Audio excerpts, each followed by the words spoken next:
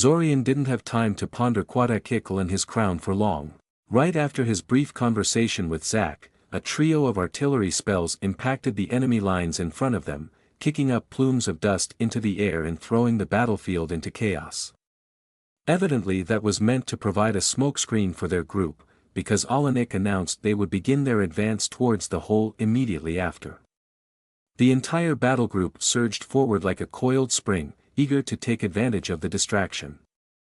Zorian found himself struggling to keep up. Most of the mages in the battle group were physically fit adults, and Zorian was physically unimpressive even by the standard of his own peers.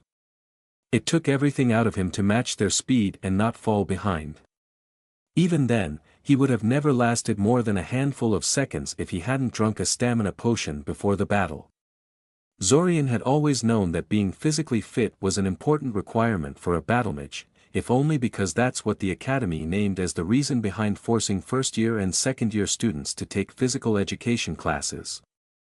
Before the time loop, however, he had never really understood why it was important. It wasn't about the ability to take hits or having backup when someone managed to force you into close-quarter combat, though these concerns weren't wholly irrelevant either. It was about mobility. A physically fit person could move faster around the battlefield while carrying more and tiring less.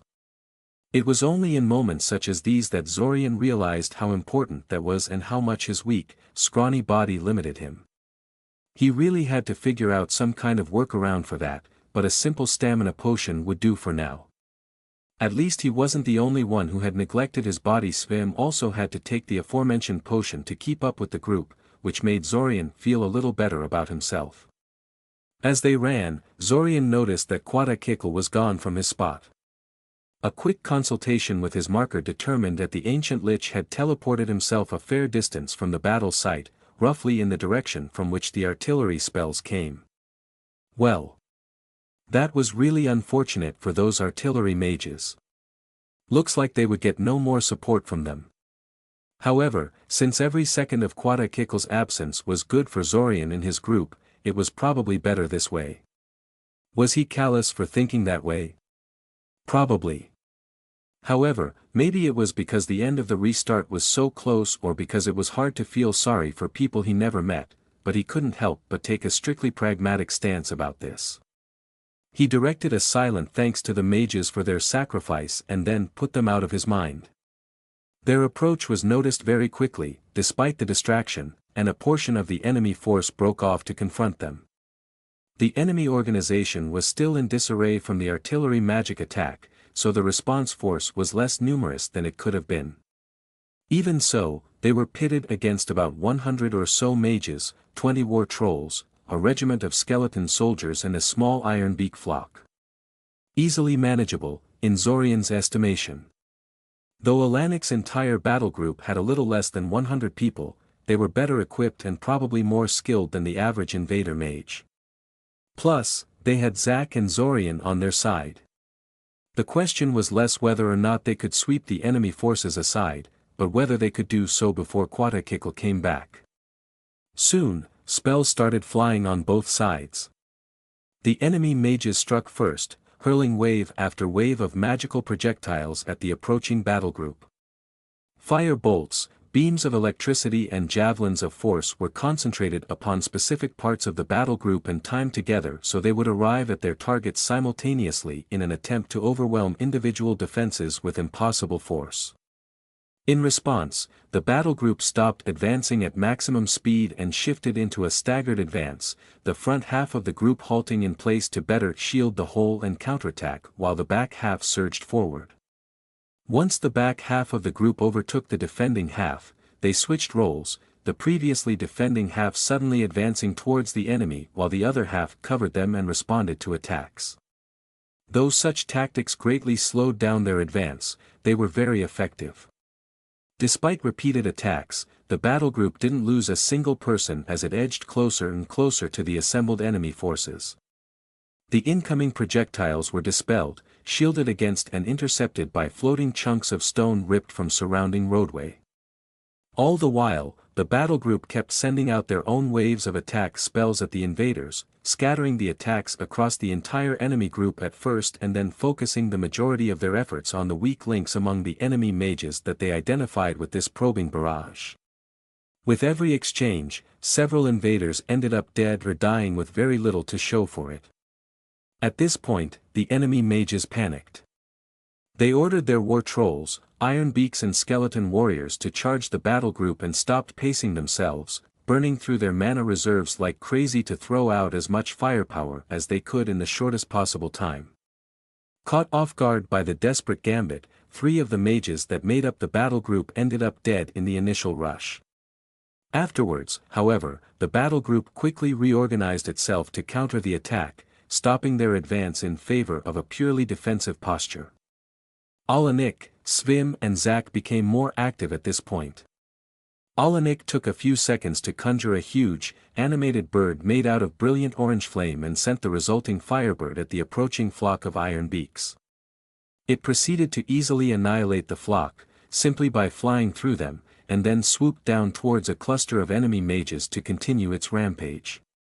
One of the mages managed to hit it with a dispelling wave before it could connect with the group, but rather than collapse upon itself like most magical constructs did when dispelled, the firebird detonated into a massive firestorm that swallowed both the group targeted by the firebird and the groups adjacent to it. At that point, however, Alanik was no longer paying attention to the firebird. The moment he had finished casting it and sent it on its way, he had shifted his attention to the charging war trolls and skeleton warriors.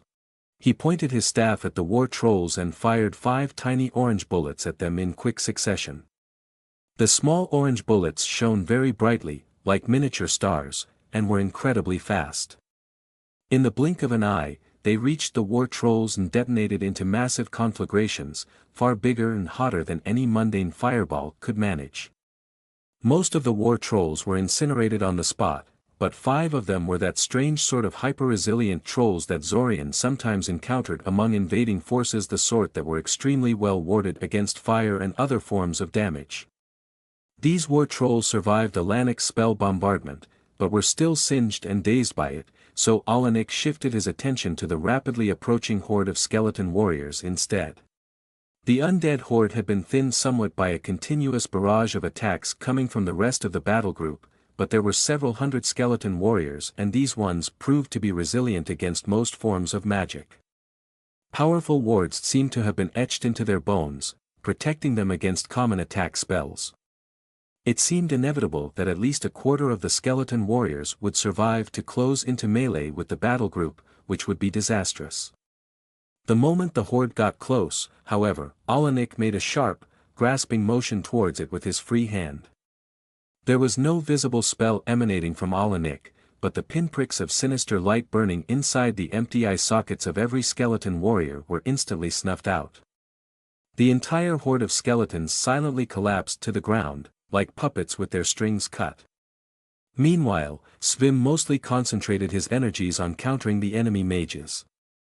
Whenever the invaders attempted to concentrate their fire somewhere, he conjured translucent purple clouds in front of the area, and at least half of the spells that had entered the cloud would end up being dispelled by the time they passed through it.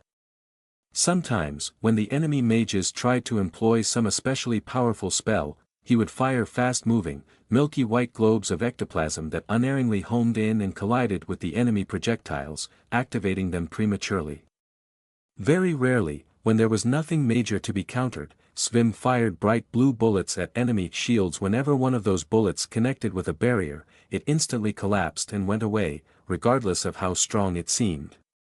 Strangely enough, Zach didn't join in the rest of the battle group in peppering the enemy with spells. Instead, he spent most of his time ripping large chunks of the pavement out of the ground and hurling them at the enemy like a living catapult. It was crude, but surprisingly effective. Stone and gravel could not be dispelled, and stopping all that mass was anything but easy. For the most part, the only defense against Zach's catapult impersonation was to move out of the way, which was not always an option, and, more often than not, expose the target to equally lethal threats. The 5 war trolls that survived Alanik's fire stars, for instance, were too dazed to move out of the way in time, and were promptly crushed to death by several tons of falling rocks. For a moment, Zorian wondered why more people don't try and do what Zack was doing, but then realized that most people weren't nearly accurate enough to pull that off. Unlike normal offensive spells, Zack's rocks did not home in on the target. It probably took literal decades of practice for Zack to be so unerringly accurate with his improvised projectiles. As for Zorian himself, he didn't bother joining in on the spell exchange. He knew that spending his limited mana reserves on these spell exchanges wasn't the wisest course of action for him. Instead, he roamed through the enemy ranks with his telepathy, hunting for easy targets. Many of the enemy mages had at least some form of mental defense, but the quality varied greatly. Some of them were only weakly defended, and quite a few had no mental defenses at all. Zorian viciously punished such carelessness whenever he found it, driving telepathic knives into their thoughts and puppeteering their bodies into attacking their comrades. He was fairly sure he was doing way more damage by doing that than he ever could by casting mundane combat spells. He also used his mind sense and his marker to keep an eye for ambushes and Quatach-Ichl's return. Because of that, he managed to catch a trio of enemy mages trying to circle the battle group and attack them from behind. Although their invisibility spell was good, they were slow to react when Zorian suddenly attacked them with a severing beam, and all three ended up being cut in half by it. Suddenly, Zorian's mind sense detected a mind below their feet, rapidly ascending to the surface. It wasn't the first time he experienced something like this, so he knew what he was dealing with. "Rock worm," he shouted, shining a harmless beam of light at the spot the creature was about to emerge from. Without a word, the mages scattered from the emergence point and set up a kill zone around it. The rock worm attempted to compensate, somehow detecting the shifting positions of its targets through the ground, but Zorian immediately adjusted the beam of light to warn others of its movements. Too stubborn to break off the attack, the rock worm emerged to the surface anyway, erupting out of the ground in a spray of gravel. It lasted less than 5 seconds before it was sliced apart into several pieces by surrounding mages that were waiting for it. And then it happened. The moment Zorian had been dreading and was diligently on the lookout for Quatach-Ichl was back. His return came in the form of teleporting right behind the battle group, and then trying to catch them off guard with a surprise attack from behind. It would have worked like a charm, too, except that Zorian by now somewhat understood how the ancient lich thought and had deliberately chosen to linger in the back of the battle group in anticipation of this.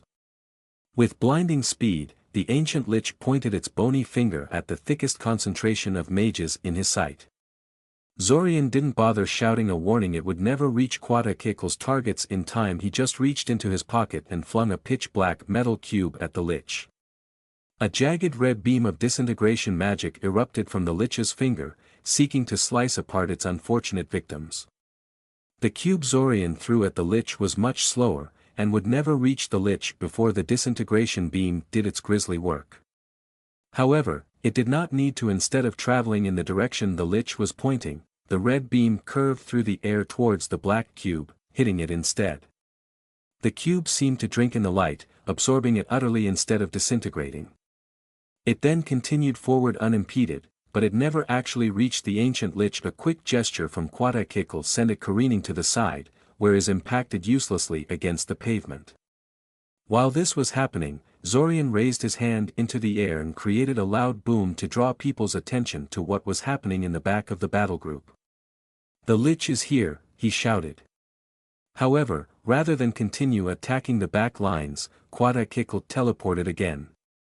The distance was very short, however, simply getting him to the right of the battle group.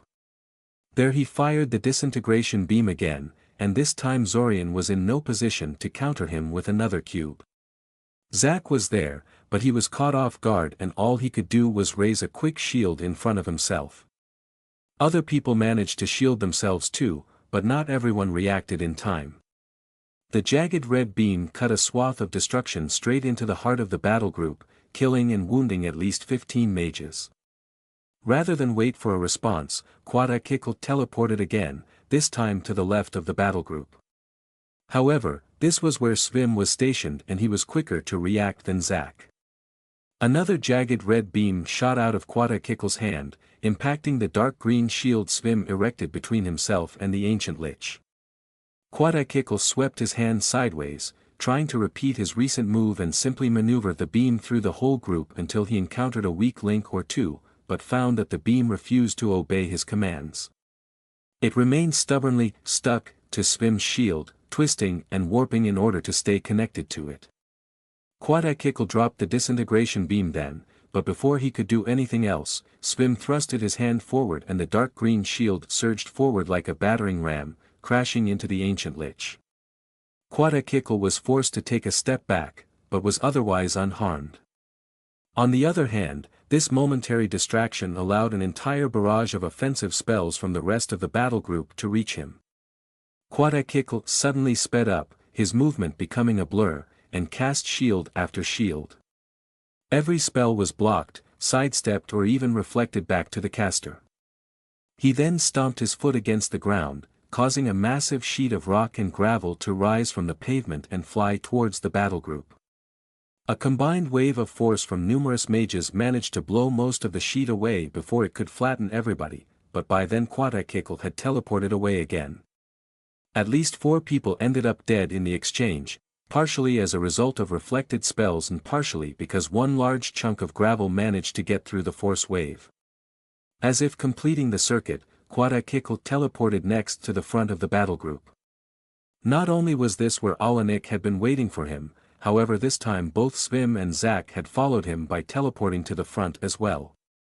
Zorian remained at the back of the group, knowing he was too weak in direct combat to do more than get in the way against Quatach-Ichl. That didn't mean he couldn't help in his own way, though. Audiobooks fired some kind of golden orb at Quatach-Ichl the moment he had appeared, which produced an almost panicked reaction from the ancient lich. He immediately erected a fancy-looking triple-layered shield in front of himself, which was probably a good idea since the golden orb passed through the first 2 layers as if they weren't there and was only stopped by the third one. Quatach-Ichl was then immediately attacked by Zach and Svim, who struck against him simultaneously from opposite sides. Zach launched 6 black, flying blades at the lich while Svim fired some kind of layered white orb at him. The lich suddenly sped up again. Zorian was entirely sure at this point that these bursts of speed represented the lich hasting itself with some pretty powerful temporal acceleration. Regardless of the truth of the matter, the extra speed allowed the lich to dodge the black blades and dispel the layered orb. Well, try to dispel the layered orb. When the dispelling wave hit it, it only shaved off the surface layer of the orb, but most of the projectile continued on unimpeded. At this point, the lich tried to teleport again. However, it was too late. Zorian had finished hastily carving the spell formula into the ground beneath him and proceeded to pour most of his mana reserves into the ward he was casting, anchoring it to the spell formula beneath his feet. A powerful anti-teleportation field immediately snapped into place around the entire area and the lich's teleportation spell fizzled out. The layered orb impacted straight into Quatach-Ichl's chest. With a high-pitched grinding sound, it drilled straight through the lich's armor and detonated inside his rib cage. The ancient lich's entire skeleton was suddenly illuminated in arcing white light that seemed to lock down Quatach-Ichl's movements. At the same time, Zach's flying blades that Quatach-Ichl had previously managed to dodge suddenly reversed direction and slashed at the lich again. Their pitch-black surface sank deep into the ancient lich's bones, effortlessly slicing through the nigh-indestructible material. In less than a second, both of the lich's arms were severed at the shoulder and the blades pressed on. Audiobooks started to make his move again. Suddenly, a massive wave of dark red force erupted from Quatach-Ichl's form in all directions, flinging Zach, Audiobooks and Svim away from the ancient lich. The wave then continued on, slamming into the rest of the battle group and flinging them about. The physical part of the wave had been blocked before it reached Zorian, but there seemed to be a soul magic aspect to the wave that went through normal magical barriers as if they weren't there. Zorian's soul, strongly shielded as it was by now, weathered the assault without issue, but many of the mages around him staggered or even fainted under the spiritual pressure of the wave crashing into them. Less than a second after the wave passed, Audiobooks was back on his feet again, having apparently weathered the sudden attack with little consequences. Svim and Zach, however, were a lot less fortunate. They remained on the ground, still alive and moving but in no position to counter Quatach-Ichl at the moment. Zach looked particularly affected, rolling around on the ground as if in great pain. "Crap," Zorian hissed. He poked the mage near him that seemed least affected by the wave and pointed to the spell formula at his feet. "Guard this so the lich can't teleport away, okay?" He didn't wait for the man's answer. He simply sped off towards Zach, hoping he was not too late. If Quatach-Ichl hit Zach with some heavy soul magic while he was incapacitated, it would be a total disaster. Damn it, he shouldn't have agreed to this. Thankfully, the lich didn't prioritize finishing off the two downed opponents, partially because it was too busy reattaching its arms. Apparently it just needed to levitate them back to his shoulders and they fused back on their own, such bullshit, and partially because Alanik had launched a savage attack on it almost immediately. The warrior priest launched golden orb after golden orb at the lich, forcing it to frantically shield and dodge, but it was obvious he couldn't keep it up and was only succeeding in keeping the lich busy. Zorian finally succeeded in reaching Zach and started dragging him away from the battle. Thankfully, despite taking a soul attack at pretty much point blank, he seemed to be largely unharmed. He had the presence of mind to whine about things. That was a good sign. He couldn't have been hurt that badly, then. At this point Svim also started to stagger back to his feet, apparently quicker to recover than Zach. Unfortunately, Alanik's attack also started flagging a bit by then, and Quatach-Ichl decided that there was time to put down his two mostly disabled opponents for good before they could recover. Like the previous two times, he suddenly sped up and launched two dark red orbs, one towards Zach and one towards Svim. Zorian immediately threw another absorption cube at the path of the orb, knowing it was probably a waste of time to try and shield against it. The orb was thankfully drawn into the cube and sucked into it, just like the disintegration beam earlier, so that was one crisis averted. However, he was in no position to save Svim. Poor Svim, there was no way he could. Almost contemptuously, Svim backhanded the incoming dark red orb with his left hand, as if striking an errant child's ball instead of a magical construct. Against all common logic, the spell didn't detonate against his hand like a proper magical projectile, and was instead deflected to the side. It impacted the ground to the left of Svim, blowing up a chunk of the road but doing little else of note. Perhaps it was Zorian's imagination, but even Quatach-Ichl seemed a little shocked at the sight. Then the moment passed and the battles began again. Alanik and Svim began exchanging spell fire with Quatach-Ichl in earnest again, and Zorian took advantage of that to drag Zach away into the relative safety of the battle group. By now, the battle group itself was starting to recover from Quatach-Ichl's weird soul wave attack and joined in on the battle with Quatach-Ichl, taking off some of the pressure from Svim and Alanik.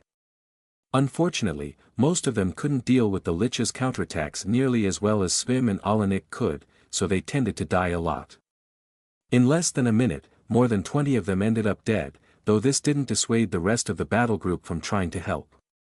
At this point, Quatach-Ichl seemed to have decided he had bitten off more than he could chew and tried to unravel the anti-teleportation ward Zorian erected. A powerful dispelling wave swept through the area, seeking to undo Zorian's work and failed. If Zorian had simply covered the area with a free-floating ward, Quatach-Ichl's ploy would have probably succeeded. However, Zorian had taken the time and effort to anchor the ward to a spell formula, making it far too stable to be destroyed on a whim. Unfortunately for Zorian, Quatach-Ichl seemed to realize this as well, and the spell seemed to have provided him with some kind of feedback information about the ward, because he immediately went after the ward anchor.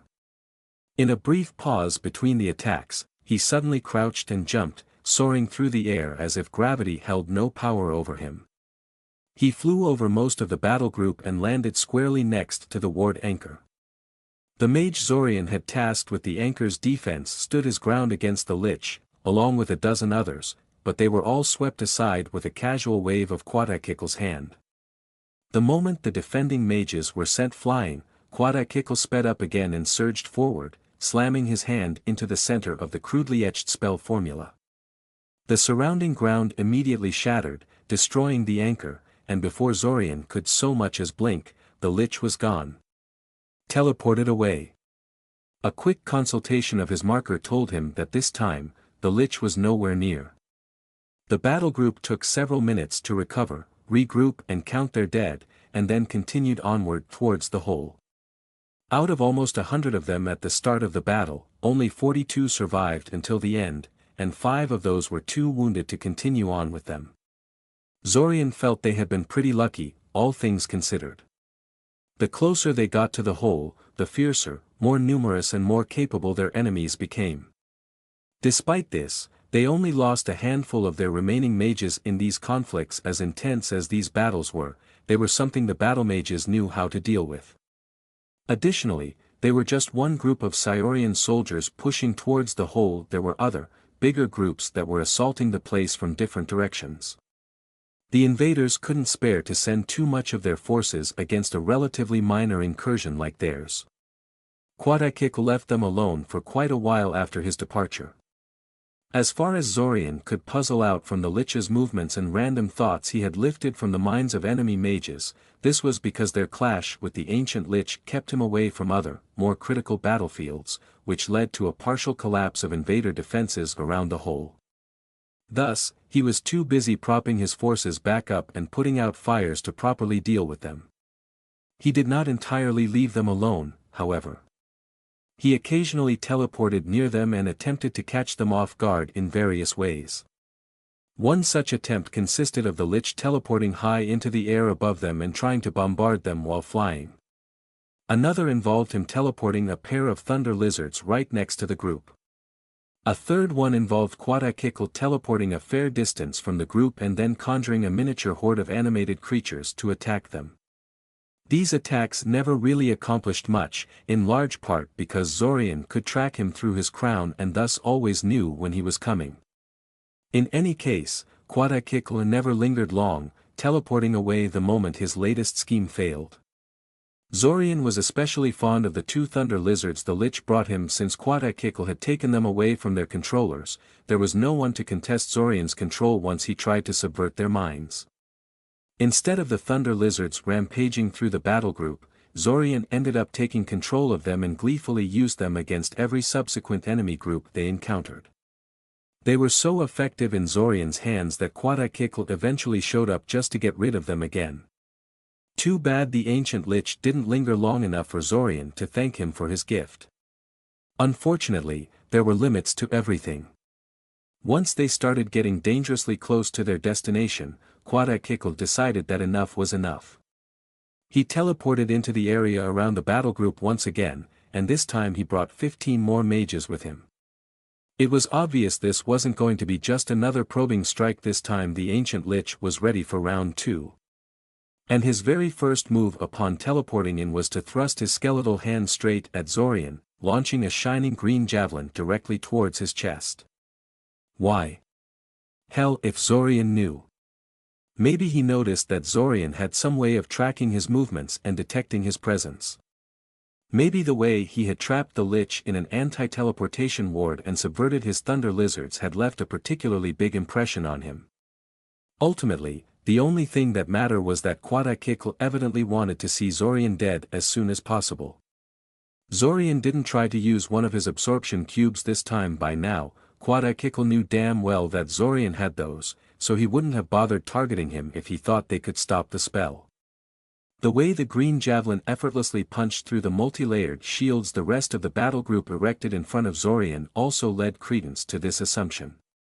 Instead, Zorian simply reached into his marker and prepared to end the restart. He had no idea if the green javelin had some kind of soul aspect to it, but better safe than sorry. Before Zorian could end the restart, however, Svim made his move.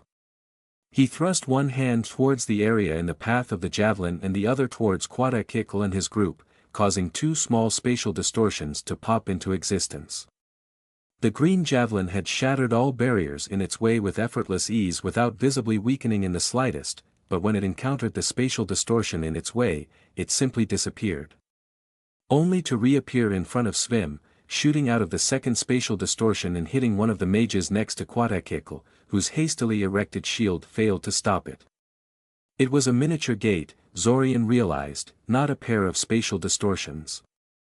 By placing one end of the gate in front of the green javelin's flight path and the other in front of the enemy mage, Svim had redirected Quatach-Ichl's own attack against the enemy.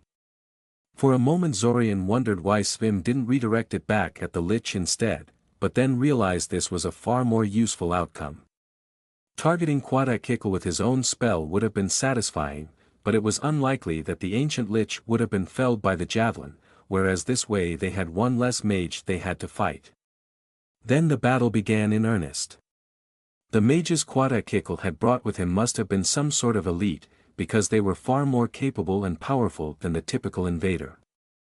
Thankfully, despite the losses they had suffered along the way, the battle group still had more than twice the number of men that Quatach-Ichl's group had, and the mages that comprised it weren't much weaker than those Quatach-Ichl had brought along with him.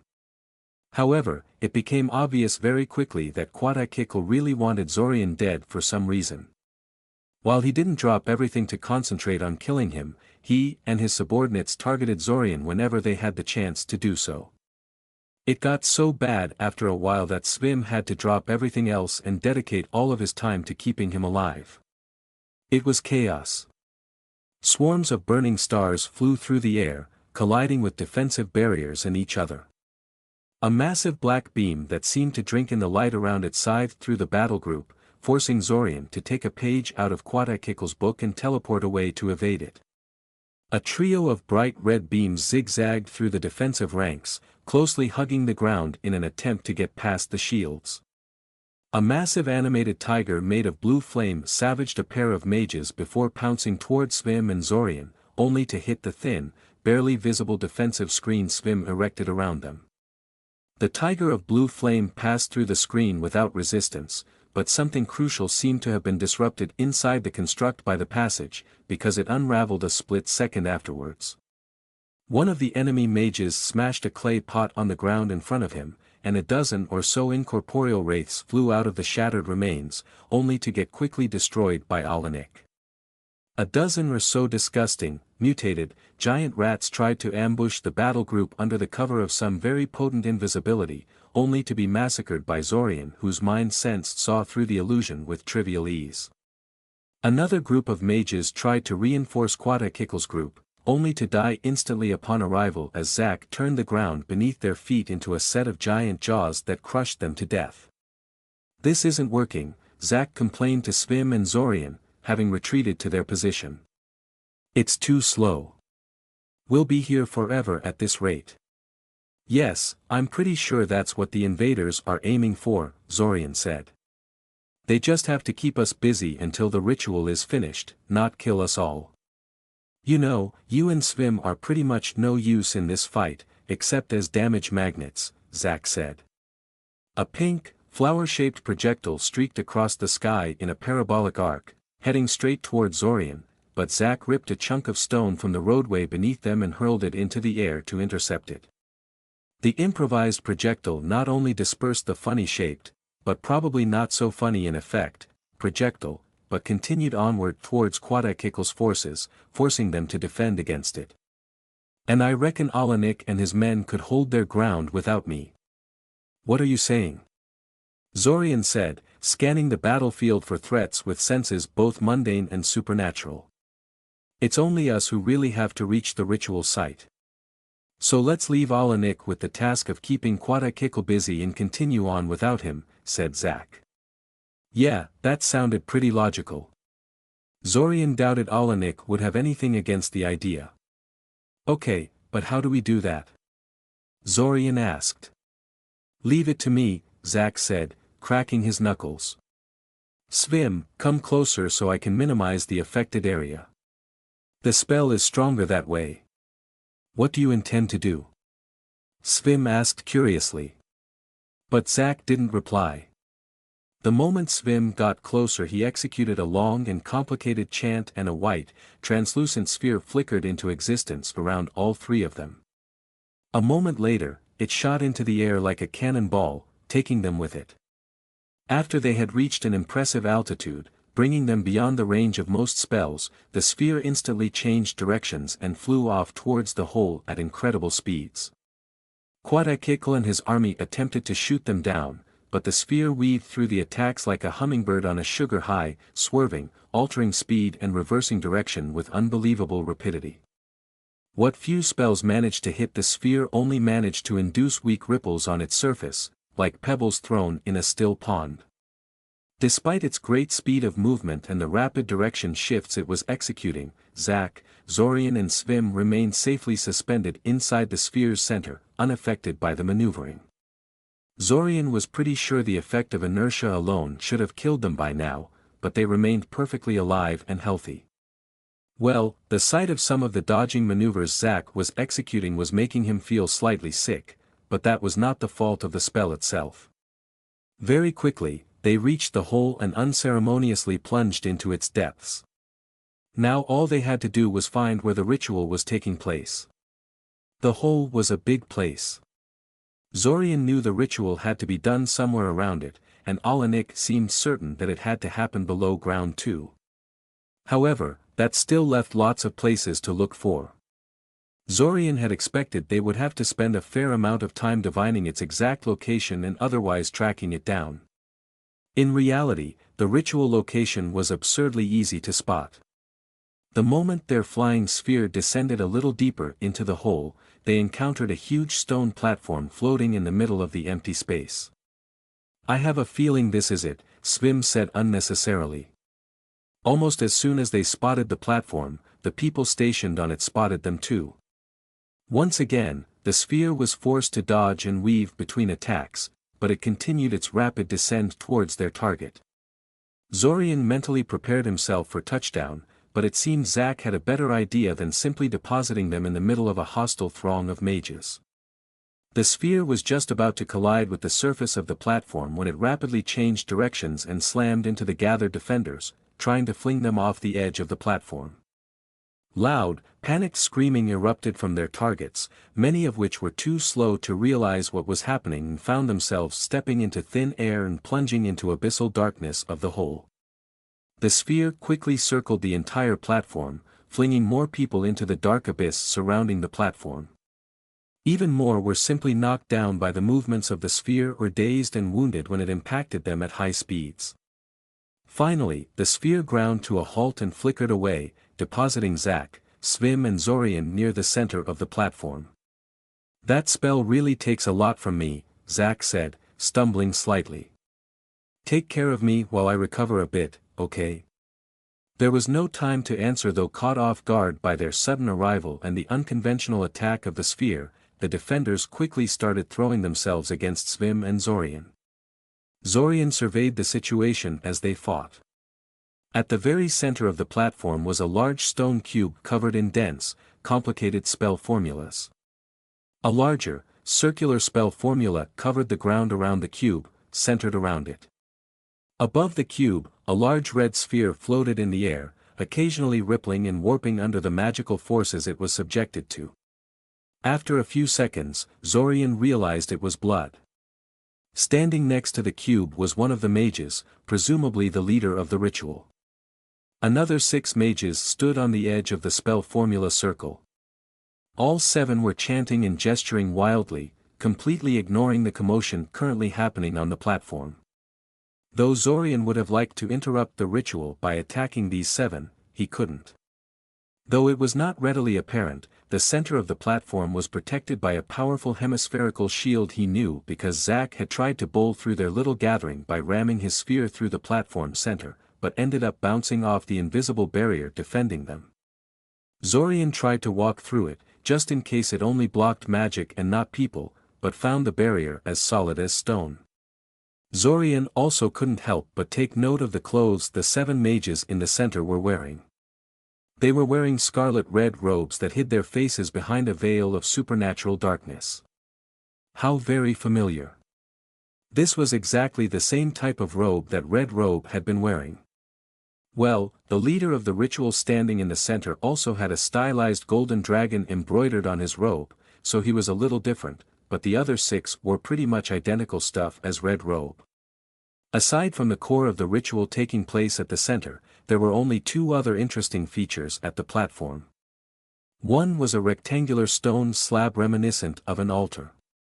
Several grooves had been cut into the otherwise featureless rectangle, draining into several stone bowls attached to its sides. The rectangle was completely spotless for the most part, but numerous red splotches could be seen on the floor around it. Right next to the rectangle was a haphazard pile of dead children. There were 4 of them in total, and they were completely naked, their skin pale and bloodless and their chests brutally sliced open. The second place was a collection of 7 cages, 4 of them empty and open, and another 3 occupied by 3 more living children. They had already been stripped naked by the cultists, wearing nothing except thick brown collars around their necks. The skin surrounding the collars was red and raw, and in one case outright bloody, suggesting that the children had been desperately trying to take them off at some point. Zorian assumed the collars were what was stopping them from transforming. The 3 children consisted of 2 boys and a girl. The 2 boys were total strangers to him, but he soon realized that he knew the girl. It was Nachka, the little cat shifter his little sister was friends with in some restarts. The 3 of them looked subdued and traumatized when Zack, Zorian and Svim arrived on the platform, but once they realized what was happening and that there was a chance they could be saved, they started screaming for help and shaking their cages without stopping. Though Zorian felt terrible for it, he ignored them. They were in no immediate danger, as every invader on the platform was either too busy with the main ritual or trying to kill the new arrivals. He simply dived into the heads of 2 unknown boys and memorized their names, homes, and general identity, as well as when and how they were kidnapped by the invaders. Gradually, the number of enemy mages on the platform fell lower and lower. The pace with which their enemies were dying especially increased once Zack had a chance to recover a bit and join them in wiping them out. Even so, they had been fighting for quite a while at this point, and exhaustion was starting to set in. Additionally, the enemy clearly saw the situation was becoming hopeless and was starting to become desperate. Without warning, one of the mages pointed both of his hands at Zorian, launching a huge bolt of shining force at him. Zorian shielded, but some part of the spell's effect managed to bypass through the shield and slammed into him, sending him tumbling backwards. He almost fell over the edge of the platform, but managed to glue his hands to the stone floor with unstructured magic in the last moment, leaving him dangling over the dark abyss. He heaved himself back to the platform, only to find a sickly yellow beam heading straight for him before he could shield himself and dodge. Just before the beam would hit him, Svim stepped into its path. His mentor had probably run out of mana by this point, because rather than shield against the spell or reflect it, he simply shielded Zorian with his body. The yellow ray hit Svim straight into the chest, dealing no visible damage. Despite this, his mentor immediately slumped to the floor in a boneless manner and did not move again. With a harsh movement, Zorian blew the attacker's skull with a concentrated beam of force and then quickly moved to check up on Svim. Sadly, it was as he feared. Despite receiving no obvious damage from the spell, Svim was already dead. Zorian didn't linger.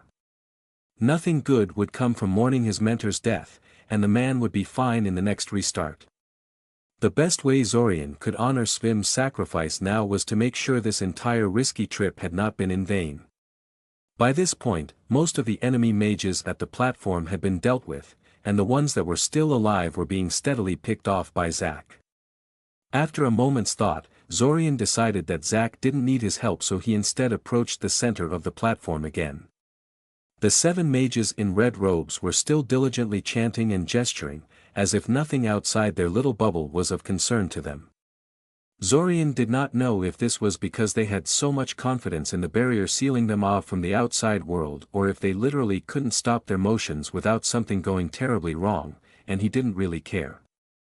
Since he had no way to break through the invisible defensive bubble, he reached out to the 7 mages with his mind. The barrier, strong as it may be, did nothing to halt Zorian's psychic abilities. That was the good news. The bad news was that all 7 of them had shielded their mind incredibly well. Zorian had never seen mental defenses that strong and sophisticated in a non-psychic individual. They had wrapped their minds in layers upon layers of different barriers, conjured decoy minds to mislead any attackers, and even placed some reactive defenses that automatically counterattacked against any mental incursions. And that was for the 6 outer mages. The ritual leader had flat out placed his mind under the effect of mind blank, and Zorian couldn't tamper with him at all. Undeterred, Zorian picked one of the 6 outer mages at random and began his telepathic offensive. The mage in question flinched when Zorian started his attack, but said nothing and continued his chanting and waving. Probably couldn't afford to stop then. Zorian completely ignored the decoy mind the mage had set up and set about systematically dismantling his mental defenses. As seconds passed and Zorian started peeling back layer upon layer of man's mental defenses, the mage in question started to become increasingly frantic. He tried to dedicate some of his attention to fighting off Zorian, but he wasn't psychic and there was only so much he could do to support his mental defenses without resorting to structured magic. Finally, the mage could not stand it anymore and abandoned the ritual in favor of repeatedly recasting his mental defense spells. Sadly for him, he was far too late for this to work. Perhaps if he had dropped the ritual immediately he could have successfully stalled Zorian's assault, but at this point Zorian had too much momentum and was too familiar with the flaws and peculiarities of his defenses. Barrier after barrier continued to fall. Meanwhile, the rest of the red-robed mages had been growing frantic as well. It seemed that they really needed all 6 outer mages to maintain control of the ritual they were performing, and the sudden absence of one of them had thrown everything into disarray. The sphere of blood floating above the central cube writhed and wobbled dangerously, and the leading mage kept chanting louder and louder in an attempt to maintain control over it. Zorian ignored their plight, focusing on the mage he was targeting. At last, the final barrier fell and he dived straight into the man's mind. "Damn it, get out of my head," the mage screamed, clutching his head in pain. Zorian didn't listen to him, of course. He plunged roughly into the man's thoughts and memories, sweeping aside all resistance and seeking out names, goals, passwords, meeting places, addresses. "No," the lead ritual mage suddenly shouted. "No, no, and no. We were so close. This can't be happening." The orb of blood seethed and boiled, strange shapes akin to mouths and eyes occasionally dancing on its surface, before it suddenly stilled. For one single second, the sphere of blood hung motionless in the air, perfectly calm and spherical. Then everything was illuminated in bright red light and darkness consumed Zorian's world. When Zorian woke up, he was back in Siren, being subjected to Curiel's usual morning antics. That was a relief. When the red light illuminated everything at the end of the previous restart, he had been afraid there would be lasting consequences. There was a primordial involved, after all, and he felt they were not something that should be taken lightly. There was a precedent about them being able to affect souls, considering the role of primordial essence in the creation of shifters. After chasing Curiel out of his room, he sat down and performed a quick checkup of his mind and soul for any non-obvious damage they might have received. Only once his self-diagnosis came up empty did he relax. He wondered what the red light signified. The cultists had obviously lost control over the ritual and it failed in a lethal manner, killing everyone in the area, but he wondered what the nature of that failure was and how extensive the damage had been. It might be that stopping the ritual midway was almost as dangerous for the city as letting it run its course. Well, no matter, they would just have to find a way to foil it before it even started. As a bonus, stopping the ritual early meant that Notchka and the other shifter children wouldn't get horrifically murdered to power up the ritual. Previously, Zorian had been running on adrenaline, and had more pressing concerns to worry about, such as hostile mages trying to kill him. As such, he had been able to push the emotional impact of those sights aside and not think too deeply about them. Now, however, there were no such distractions present and Zorian had a very vivid memory, especially after going through all those Iranian memory magic training methods. Damn it! Those memories would bother him for months to come, he just knew it. Especially the part about Nachka. It wasn't like the suffering of the rest of the children left him cold or anything, but they were essentially strangers. He saw all kinds of awful things happen to strangers during the invasion, and was somewhat numb to it by now. But Nachka, he knew her. Even before he had gotten pulled into the time loop and she became his little sister's friend, he had known her, albeit only as that girl whose bicycle he pulled out of the river. It made it hard for him to just shove the memories aside in favor of focusing on something else. Thankfully, he didn't have to look far for a suitable distraction. Zack showed up at the door to his home again, just like he had in the previous restart, giving him someone to talk to. Soon, the two of them found themselves sitting alone in a train compartment, departing from Siren. No Kiriel this time. Huh. Zack said, humming thoughtfully. I guess this isn't going to be another vacation restart, then. Another? Zorian scoffed. Some vacation the previous restart turned out to be. Frankly, a lot of that is your own fault, Zack told him. If you really wanted to relax, you shouldn't have poked around serious matters so damn much. Hell, if you ask me, a proper vacation would involve leaving Scioria entirely. We can still do that now, if you want. I know this really gorgeous beach in Tetra, way down in the south of the continent. No, I don't think that's a good idea, Zorian said, waving him off. Don't get me wrong, I do need a small vacation, but I won't be able to relax with all this bothering me in the background. Let's take a couple of restarts to investigate all this new information and then we can relax. Oh. Zack perked up, leaning forward on his seat. So you found out something from that mage you memory probed? Lots of things, Zorian nodded happily. The attack on the whole had been a very risky maneuver, even for a pair of time travelers like them, but the payoff was just as great as Zorian hoped it would be. It seemed that even inside the time loop, the old adage about big gain only coming with big risks was true. Do you want everything or just the highlights? Give me the highlights for now, Zack said. We can go into details later. Alright, Zorian nodded. He expected as much. First of all, did you notice what those mages behind the shield were wearing? Red robes, Zack nodded. Kind of like the one the third time traveler was wearing. They're not like the one red robe was wearing, they're completely identical, Zorian said. I'm sure of it.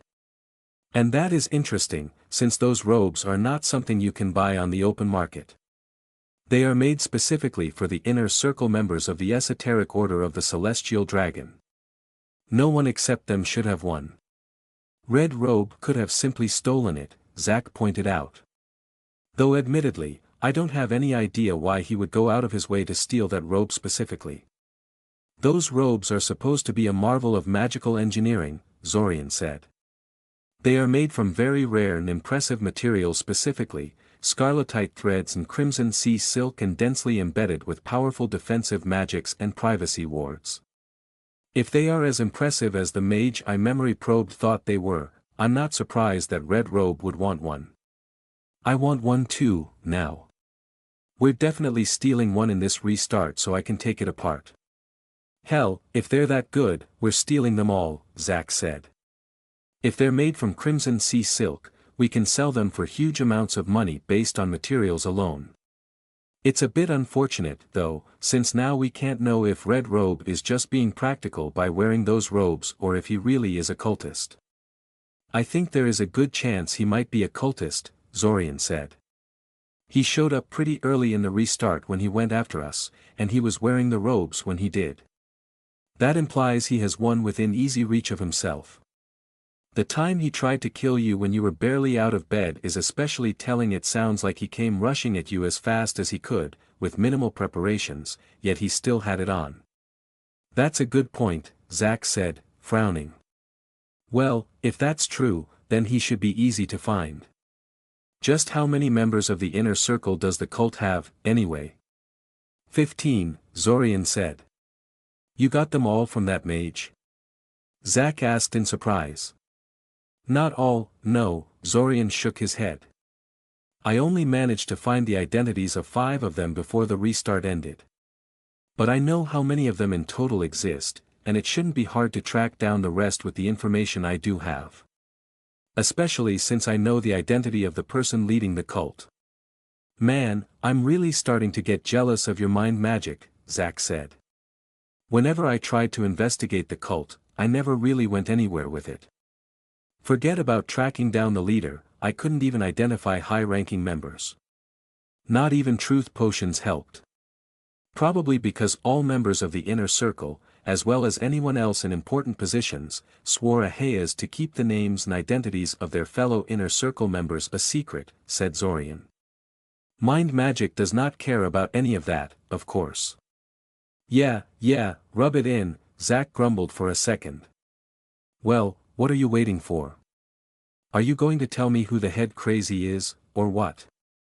Vatima Tincture, the head of the local branch of the Mage Guild, Zorian told him. There was a brief pause as Zack digested this. Well shit, Zack finally said. No wonder the invaders could set up bases beneath Scioria and operate there unchallenged for more than a month. The man is in perfect position to block and sabotage any kind of investigation around Scioria he doesn't like. Zorian nodded wordlessly. Although Eldamar had several institutions dedicated to countering criminal activity and investigating suspicious incidents, the Mage Guild was the first line of defense in that regard.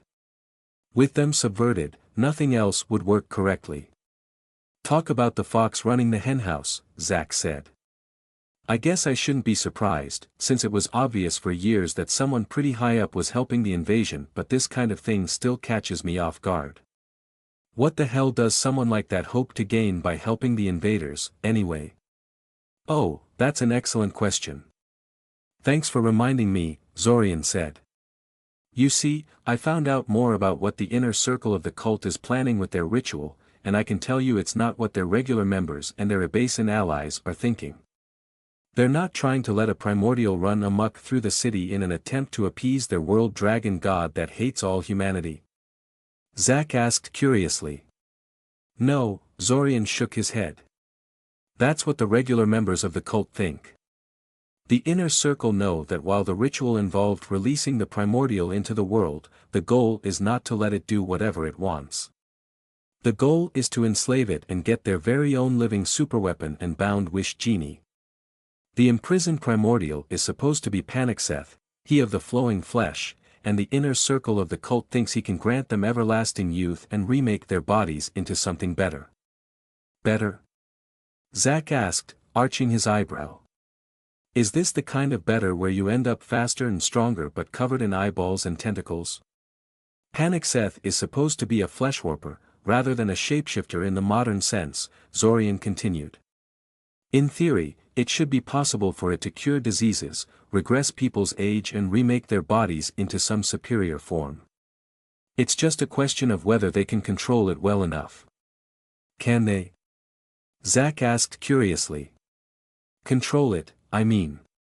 No way to know, really, Zorian admitted. But I doubt it. The idea is to restrain Panicseth with a binding spell keyed in to his essence and then subjugate his mind. Even the cultists admit that Panicseth's ever-changing nature means the binding spell won't stay effective for long. Meaning they have to enslave it within 15 minutes or less. You don't think they can work that fast, Zack surmised. I think it might be impossible even if they had all the time in the world to work their magic, Zorian said. Let me put it this way. When I invaded the mind of that mage at the end, I encountered powerful and sophisticated mental defenses on him. Better than I had ever seen before on a human mage. It took me mere minutes to dismantle them and start rooting through his memories. At the time, I thought the protections were there to compensate for the known weakness of the shield that protected the ritual ground. But that was just a secondary concern. Their real purpose was to ward off any mental counterattack from the primordial while they tried to bend it to their will. Ah, I get it, Zack said. You're thinking that if you can get through the shields in a few minutes, the primordial could as well. Yeah, Zorian admitted. It's possible, I suppose, that I'm overselling Panicseth and that he has no way to strike back at the minds of cultists trying to enslave him. But primordials are supposed to be these ancient beings that gave even gods pause, and Panicseth's powers revolve around manipulating living flesh, including the nervous system. At the very least, I expect Panicseth to have incredible mental defenses at his disposal. I bet he could weather mental attacks from anything other than a master telepath with effortless ease. Zack and Zorian continued talking for another half an hour, discussing the various facts and secrets Zorian had discovered with his memory probe at the end of the previous restart. Eventually, though, the conversation started to wind down. Said Zack thoughtfully. And here I thought the reason Quatach-Ichl didn't follow us was because Alanik kept him too busy to do so. In a way, that's true, Zorian said. If Quatach-Ichl had left the battle to follow after us, his soldiers would have surely perished without his support, and I have a feeling he cares far more about Abasan mages than he does for Siorian cultists. In that way, Alanik and the rest of the mages that came with us did keep him busy. Still, if Quatach-Ichl thought there was a good chance the ritual would collapse without his support, he probably would have went after us anyway. Fortunately for us, the cooperation between him and the cult's leadership isn't exactly rosy. The leaders of the cult never told him they would be practically defenseless once the ritual starts, which gave him a skewed image of what kind of forces they had arrayed against us. He had no idea that the 7 most powerful mages on that platform had no way to contribute to its defense. They were afraid Quatach-Ichl would take advantage of their weakness to off them, Zack surmised. Yes, exactly, Zorian nodded. Especially since they weren't completely sure whether or not Quatach-Ichl was aware of what the true goal of the ritual is. He shouldn't have been, but old, powerful archmages like him are hard to fool and keep in the dark about things. And if he knew they were trying to take control of the primordial, it wouldn't be particularly strange for him to try and sabotage them once they release it from its prison. For about a minute, both of them were silent. Zorian because he no longer had anything notable to say, and Zack because he seemed to be considering something. You know, I've been thinking, Zack said, looking around their compartment. Why are we still on this train? You didn't bring Curiel along with you and we're well away from Siren at this point. Can't we just teleport directly to Sioria already? Well, yes, Zorian said. I just figured the train compartment is as good a place to talk as any, you know. Although I'd like to make a detour before we go to Sioria, if that's okay with you. Sure, Zack shrugged. Where are we going? Eldamar. The capital city? Zack asked. Zorian nodded. Why? To see if we can find another key there, Zorian answered. I've been thinking about the keys, and how they're apparently treasures of the first Icosian emperor, and I think there is a chance the royal treasury has one or more of them. I mean, the crown of Eldamar has been trying to acquire the legacy of Icosian emperors pretty aggressively. Even if the treasury doesn't contain a piece of the key, it would be a good idea to break into their archives. They might know where the keys could be, even if they don't actually have them. At the very least, their records and secret documents would be a good place to start in regards to our search for the keys. You want to break into the royal treasury? Zack asked. After a second of silence, he shook his head and laughed lightly. Actually, yeah, that sounds like a good idea. We should check out the treasuries of Solomon and a couple of other large splinter nations too. Eldamar isn't the only country trying to collect imperial artifacts, you know. I know, but Eldamar is the closest and I'm guessing they already know about similar initiatives of other nations and how successful they are, Zorian said. The only problem is that breaking into the royal treasury is no simple matter, Zack told him seriously. There is no way we can do it this morning, with no preparations whatsoever. And even with all our skills, I doubt we can do it without being discovered in the process. You wouldn't believe how upset the royals get when an intruder successfully gets into the palace. It's like kicking over an anthill. They would be after us for an entire month, and they're actually pretty capable. It might be best to delay that kind of excursion till the end of the restart. Fine, Zorian said. It wasn't like he expected he could just walk into the royal treasury and check things up at his leisure. But I still want to check out the defenses so I know what I'm dealing with. I assume from your words that you have already broken in there, so you can tell me the details from your perspective as we walk. I never actually managed to break into the treasury, Zack said.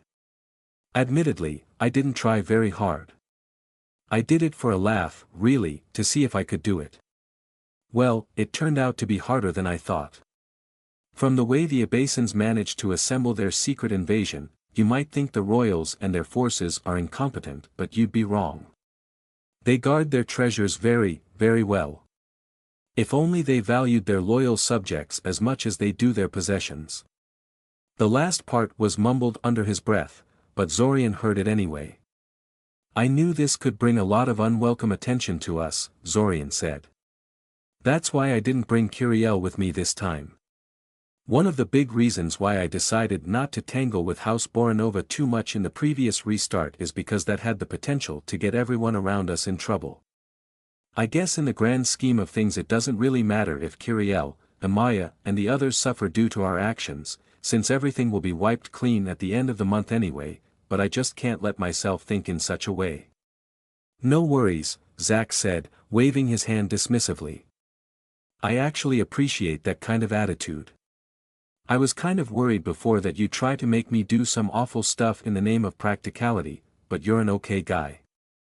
Zorian found it a bit amusing how trying to rob Eldamar's royal family doesn't qualify as awful stuff in Zack's eyes. It wasn't unexpected, of course, considering how the royal family stood back and watched as House Novita was looted by Zack's caretaker. Anyway, we'll be annoying all sorts of powerful people in this restart, Zorian said. The royal family, House Boranova, and plenty more besides. I intend to go after the cult's inner circle members, and they're probably all very influential people. So we're just going to go around stirring up one hornet's nest after another, asked Zack rhetorically. Nice. I've done that in a couple of restarts. Fun times. Zorian gave Zack a blank look. Sometimes, he really envied his fellow time traveler for having had literal decades of restarts to fool around and experiment in. In the end, their visit to Eldamar transpired without complications, albeit this was largely because Zorian had Zack telling him what ideas would never work and warning him when something had the potential to alert the palace guards that they were being spied upon. Some of the countermeasures Zack described to him would definitely have tripped him up if he had been performing the attempt alone. The palace wards were so extensive they could even detect when someone was staring at the building for too long. Zorian still had no idea how something like that could even work, but he decided to trust Zack that he wasn't playing a prank on him or something. Somewhat intimidated by the defenses arrayed in front of him, Zorian decided to limit himself to a simple visual inspection, using captured pigeons as his remote-controlled eyes. The palace wards could detect spy animals, but they only reached so high into the air and pigeons had excellent eyesight. As far as Zorian could tell, his actions were not detected. Even if they were, though, Zack and Zorian had already left the city before making the attempt, and Zorian was controlling the pigeons through a chain of telepathic relays. The next day they went to Svim and Alanik to try and convince them that time loop was real and that they needed help.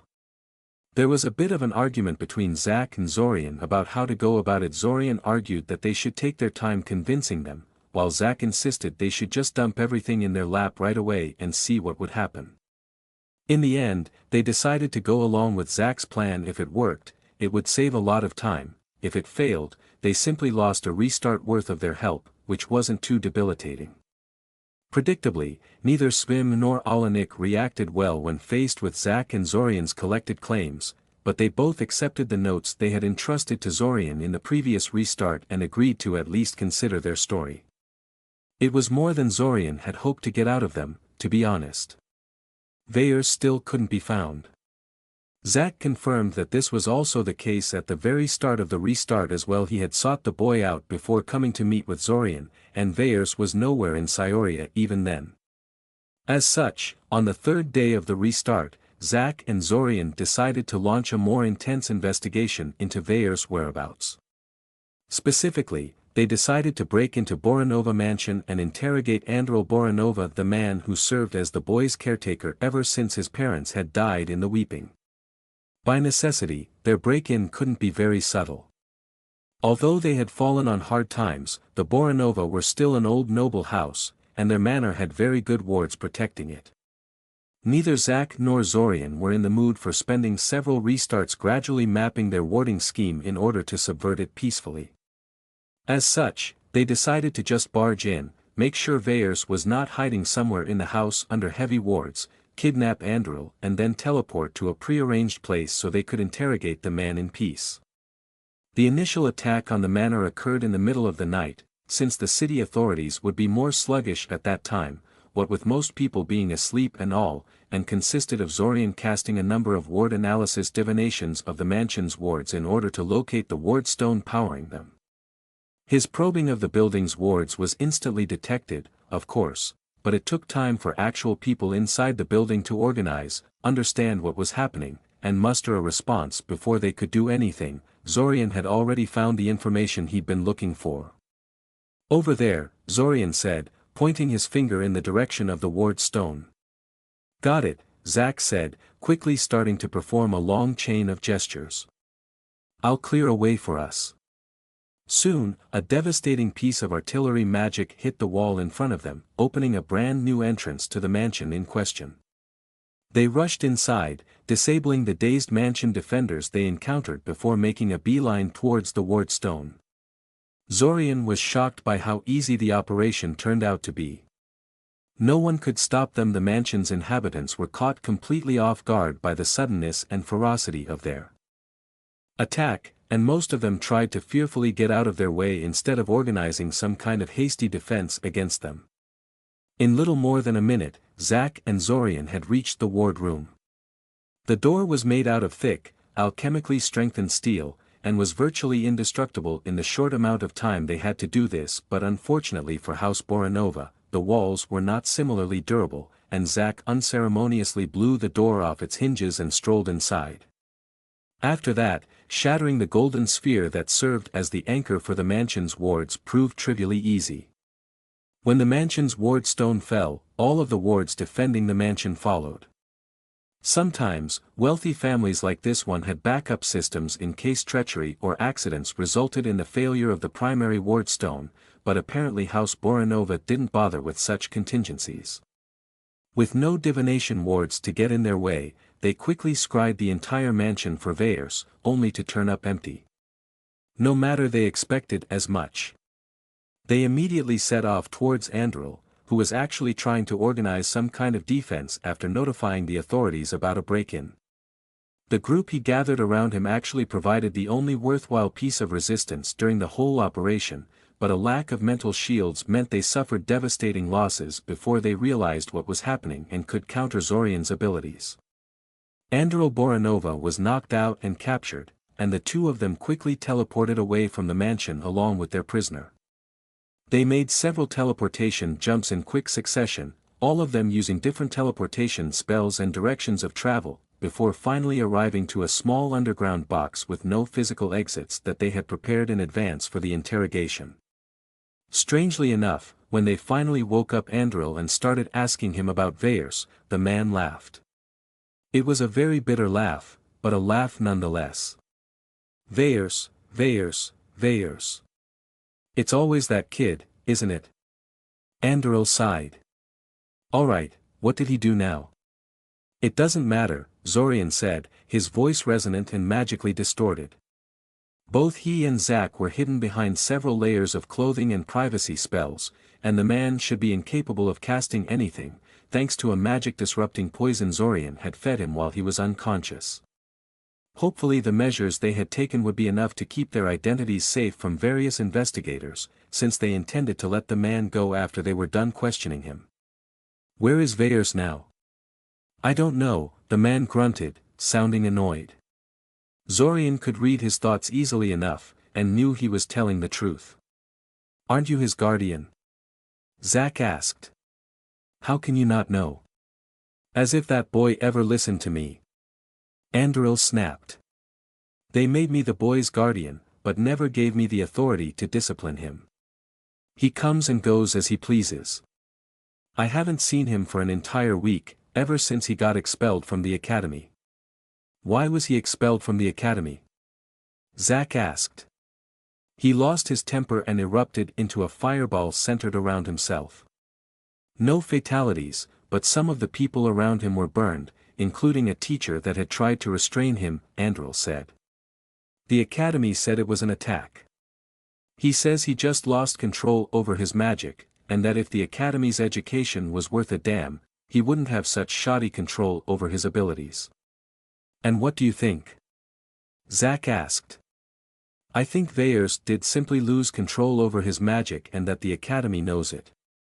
They were just looking for a solid excuse to get rid of him," Andril said with a derisive snort. "I don't blame them. I wouldn't want him if I was in their place either. Damn it, Veyers, why do you always do this sort of thing? You're being surprisingly cooperative," Zorian pointed out. "I'm tired of taking the blame for everything that boy does," Andril said. "I didn't see the boy for an entire week and the first news I heard of him comes in the form of being kidnapped by a couple of madmen looking for him. Madmen that are willing to launch a frontal assault on a noble house's headquarters situated inside a major city and are powerful enough to succeed. I'm not dying for that kid." There was a brief pause as Zack and Zorian processed this.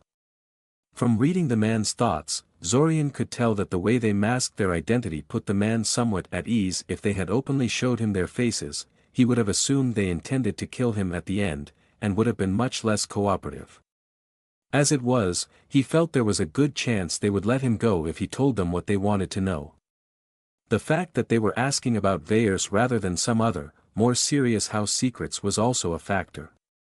The following hour-long interrogation shed some light on the quarrelsome boy that they had once shared a class with, partially through honest question-and-answer sessions with Andril and partially through strategic use of thought reading, memory probes and short-term memory erasure.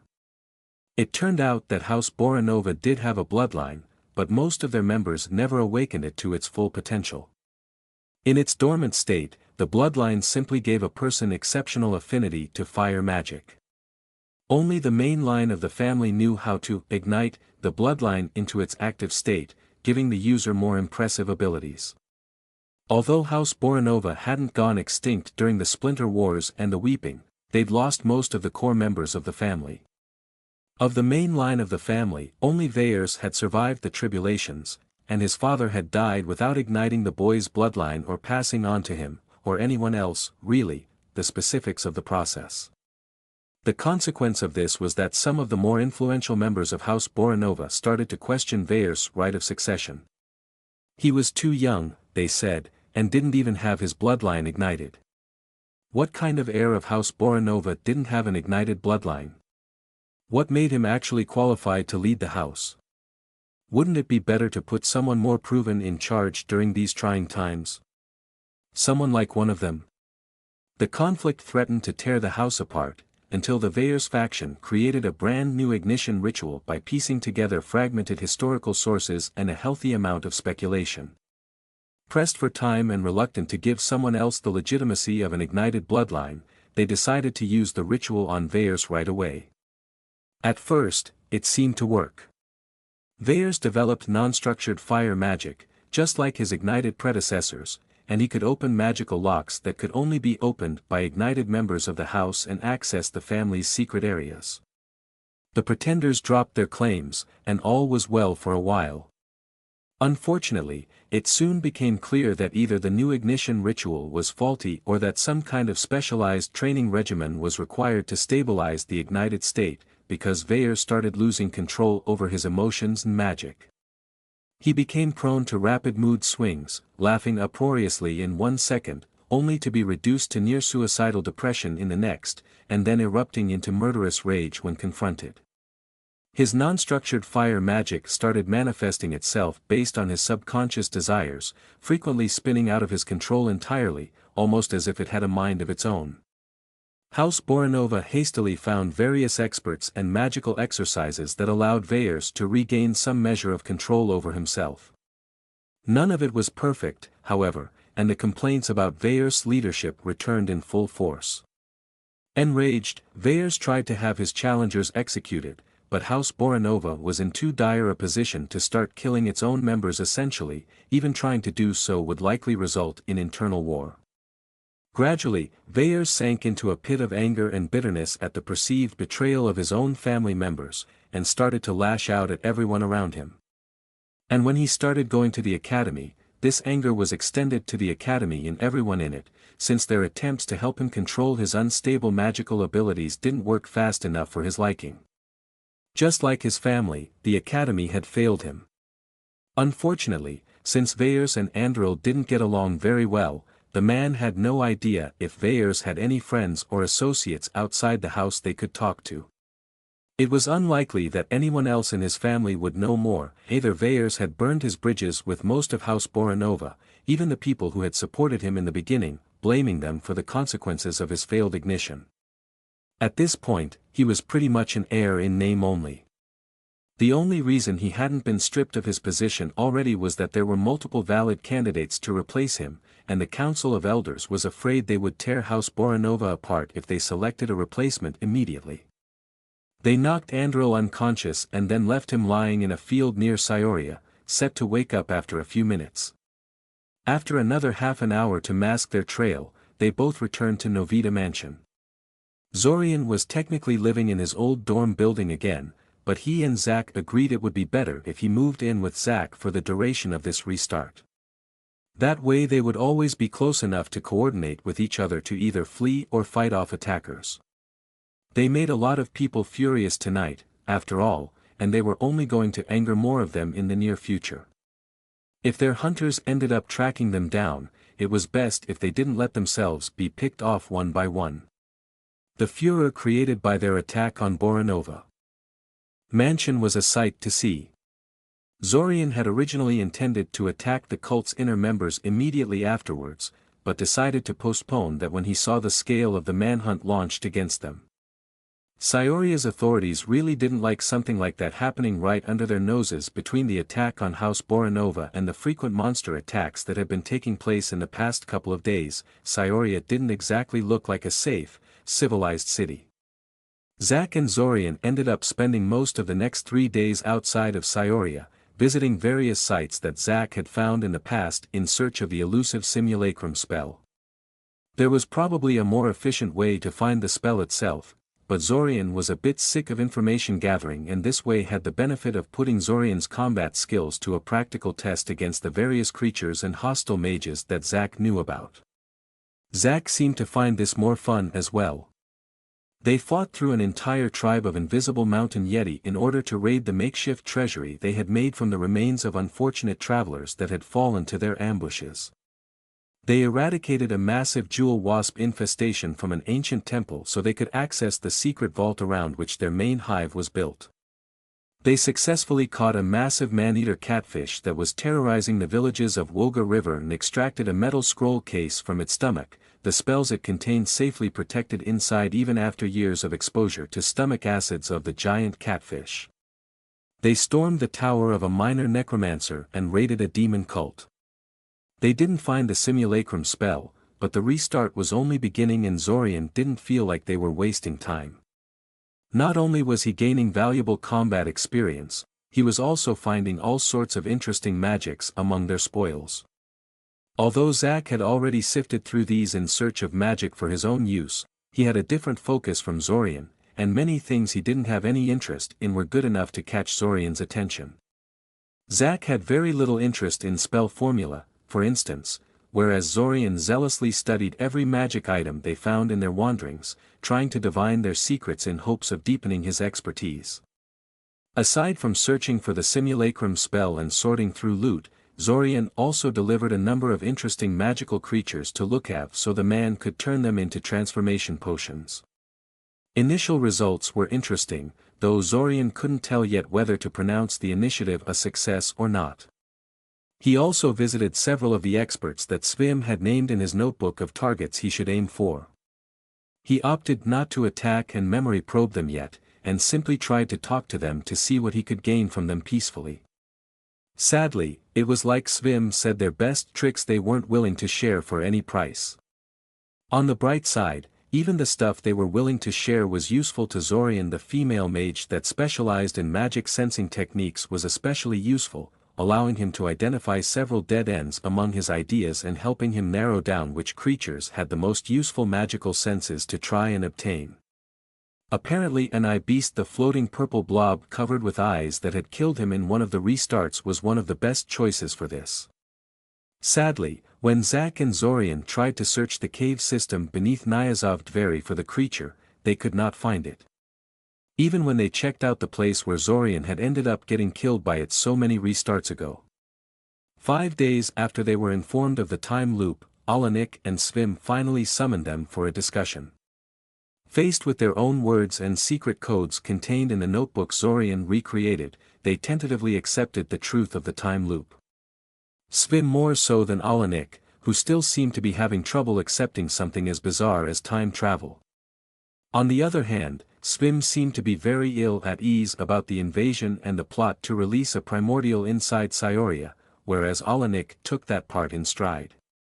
Together, the four of them slowly went through that final battle, which obviously wasn't in the notes Zorian gave them, noting what tactics Quatach-Ichl used, what spells were used and how they fared, as well as the various information Zorian had ripped out of the mind of that cultist mage at the end.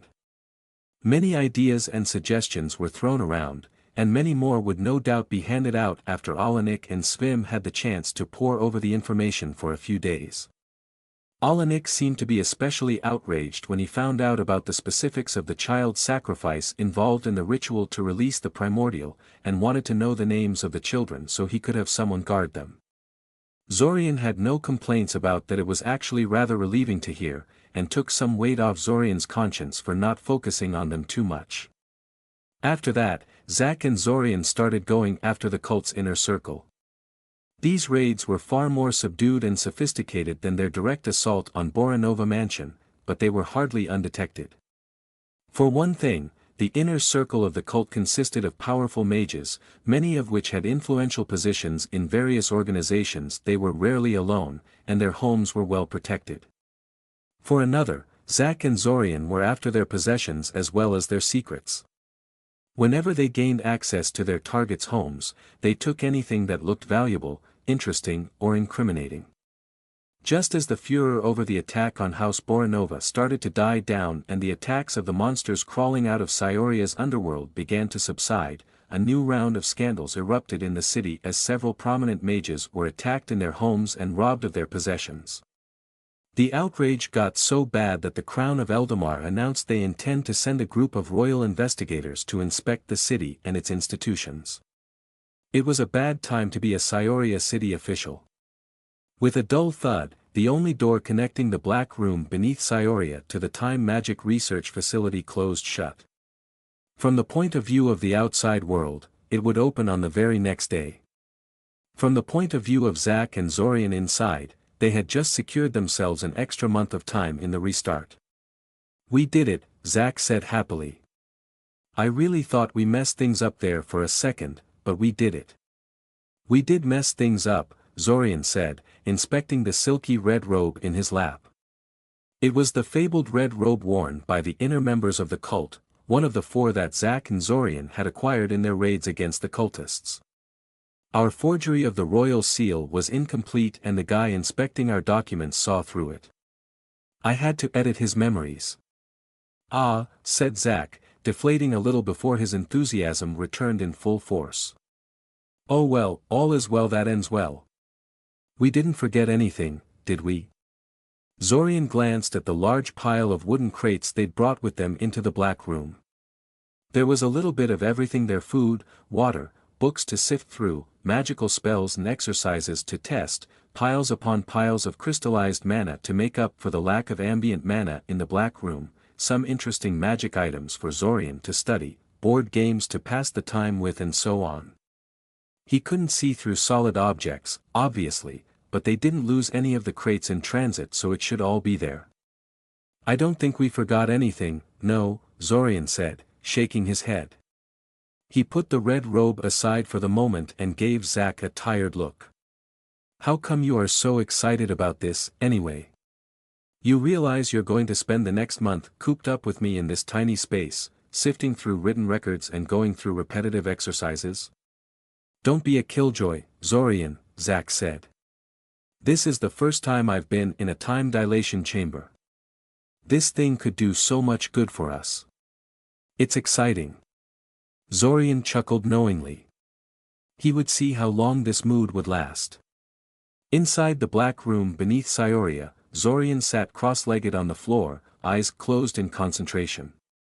Floating in front of him was a large sphere of water, its surface calm and smooth, without even the slightest ripple disturbing its surface. Around the sphere orbited numerous smaller spheres, each following a different orbit yet somehow managing not to crash into each other. Without warning, a chunk of crystallized mana sailed through the air and punched straight through one of the smaller spheres in order to slam into the central sphere. The entire system of watery spheres trembled and wobbled for a moment, threatening to fall apart. But it didn't. After a few seconds, Zorian succeeded in regaining control. Soon, the only evidence of the impact was the chunk of crystallized mana currently floating in the center of the watery sphere and the fact that two of the smaller spheres ended up crashing into one another, forcing Zorian to absorb them into the central mass. Zorian opened his eyes and glared at Zack. It's so boring, Zack sighed, idly chucking another lump of crystallized mana at the sphere. Zorian temporarily shifted a portion of his concentration at the incoming crystal, seizing control of it telepathically and hurling it back at Zack. It did nothing, though, since Zack just lazily raised his hand and caught it in his palm. For a moment he refocused on the water in front of him, causing all of the spheres to merge together into a thin stream and drain away into the miniature cistern which it had come from. 10 seconds later it was all gone, leaving behind only a wet chunk of crystallized mana. Zorian let it fall and caught it in his palm, before turning his attention to Zack again. Truthfully, even Zorian found the situation hard to bear. They were trapped inside the equivalent of a tiny apartment, they had virtually no privacy and the lack of a clear day and night cycle was messing with their sleeping habits. He felt he could understand that one group that ended up butchering each other a lot better now. Even so, this was something that had to be done, and they both knew it. The situation was hard to bear, but they were accomplishing things. Zack spent most of his time slowly honing his personal soul awareness and mental barriers, occasionally testing the latter against casual telepathic attacks by Zorian. When he was not doing that, he was either thinking up some way to distract himself or helping Zorian go through the numerous books and documents they brought with them to the Black Room. These gathered texts were either stolen from the stashes of high-ranking cultists, looted from the various sites they attacked in their, thus far futile, search for the simulacrum spell, picked up from the Iranian treasury beneath Cyoria or simply bought from the stores with their vast wealth. Zack wasn't much of a researcher, but Zorian appreciated his help all the same. As for Zorian himself, he spent most of his time going through the aforementioned books, practicing shaping exercises and working on his spell formula blueprints. He could not properly test the latter within the confines of the Black Room, both because of insufficient materials and because of the danger of his experiments backfiring in a small confined space, but a lot of spell formula work was theoretical in nature. If you're so bored, why don't you finish reading through those scrolls I gave you earlier?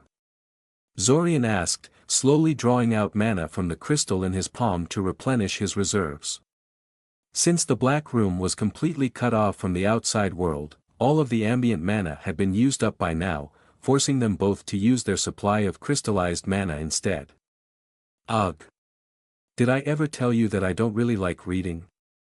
Zack asked. Yes, Zorian deadpanned. Many times. Well, I'm saying it again, Zack huffed.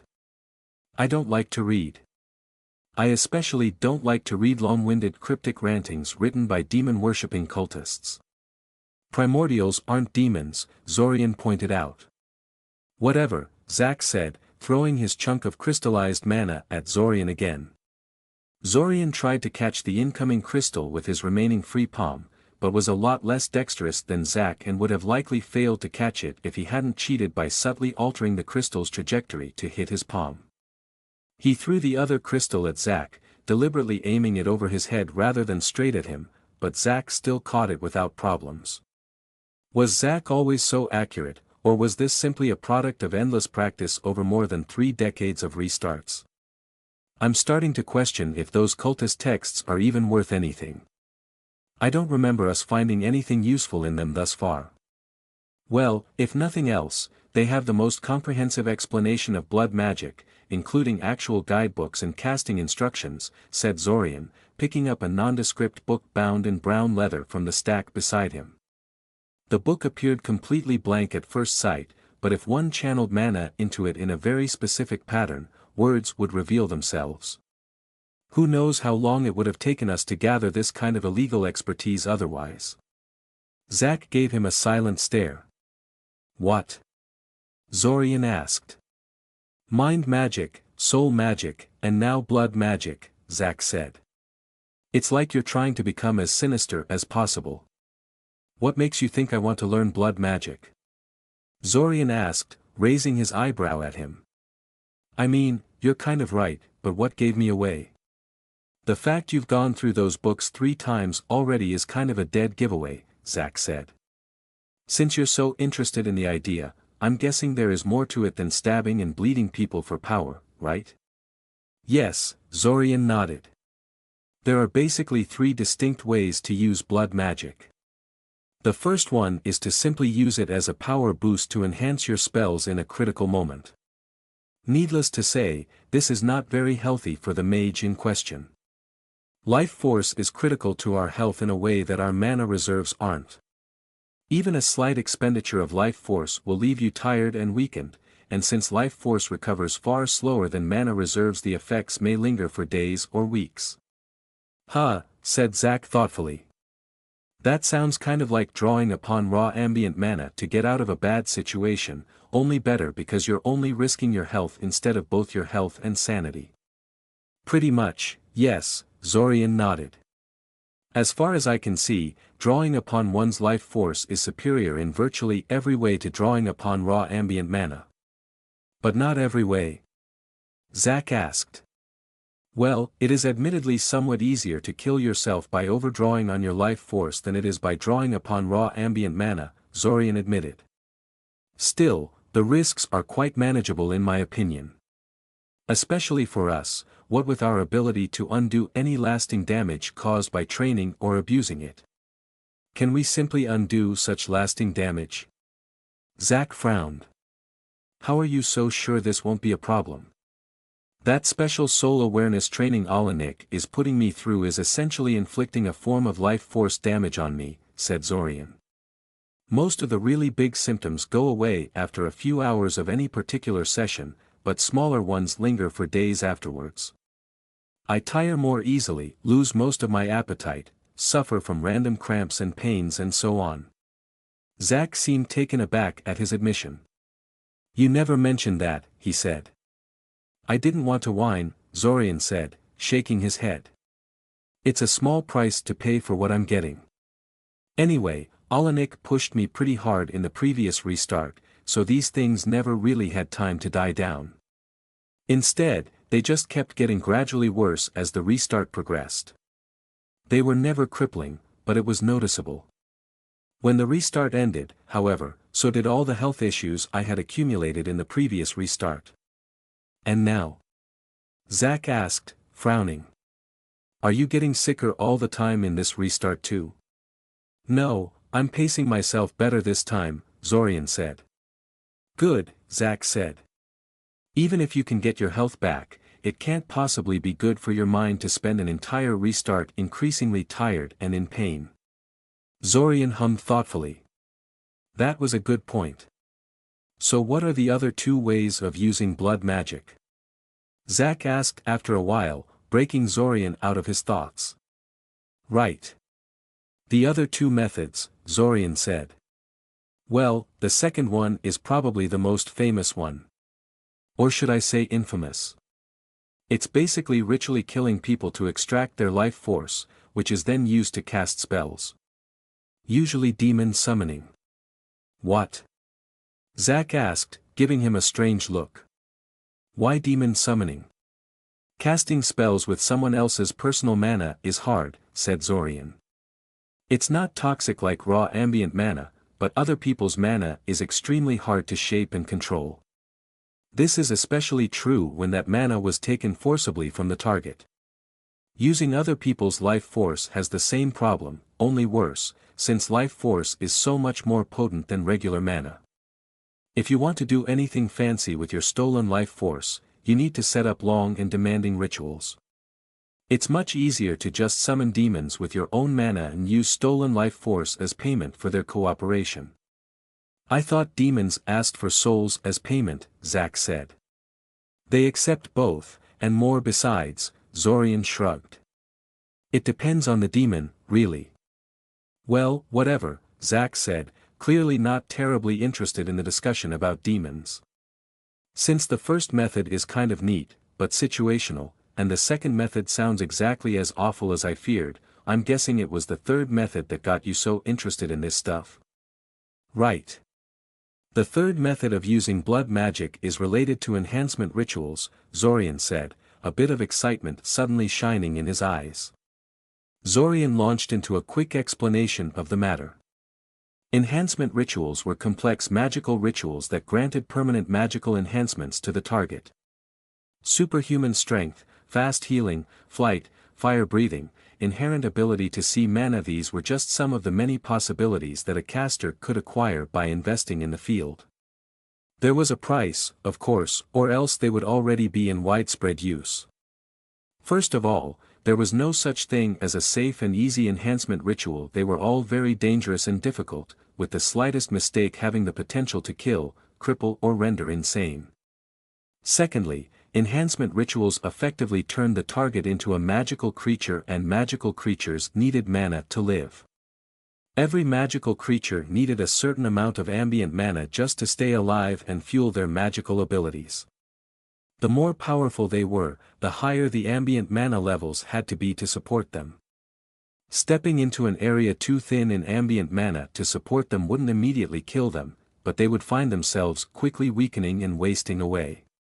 This was the main reason why powerful monsters from the deeper levels of the dungeon didn't overrun everything. They would effectively starve to death outside their home areas.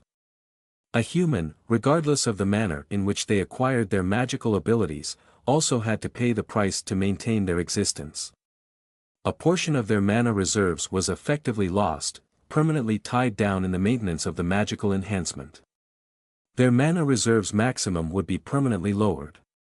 It was a heavy price to pay, especially for a mage already suffering from below average mana reserves, such as Zorian. Mages interested in magical enhancements had to think very carefully about whether a particular enhancement was worth the price they would pay for it. That said, while the price had to be paid, the size of the price was not set in stone. Depending on the sophistication of the enhancement ritual, the quality of the materials used in the procedure and the skill of the mage conducting it, the enhancement could either cost you half of your maximum mana reserves or a mere tenth of it. Blood magic, by virtue of interacting with a person's very life force, could allow one to integrate a magical ability extremely well into the target. So well, in fact, that the ability could become inheritable, a true bloodline. In fact, quite a few bloodlines began in this very manner.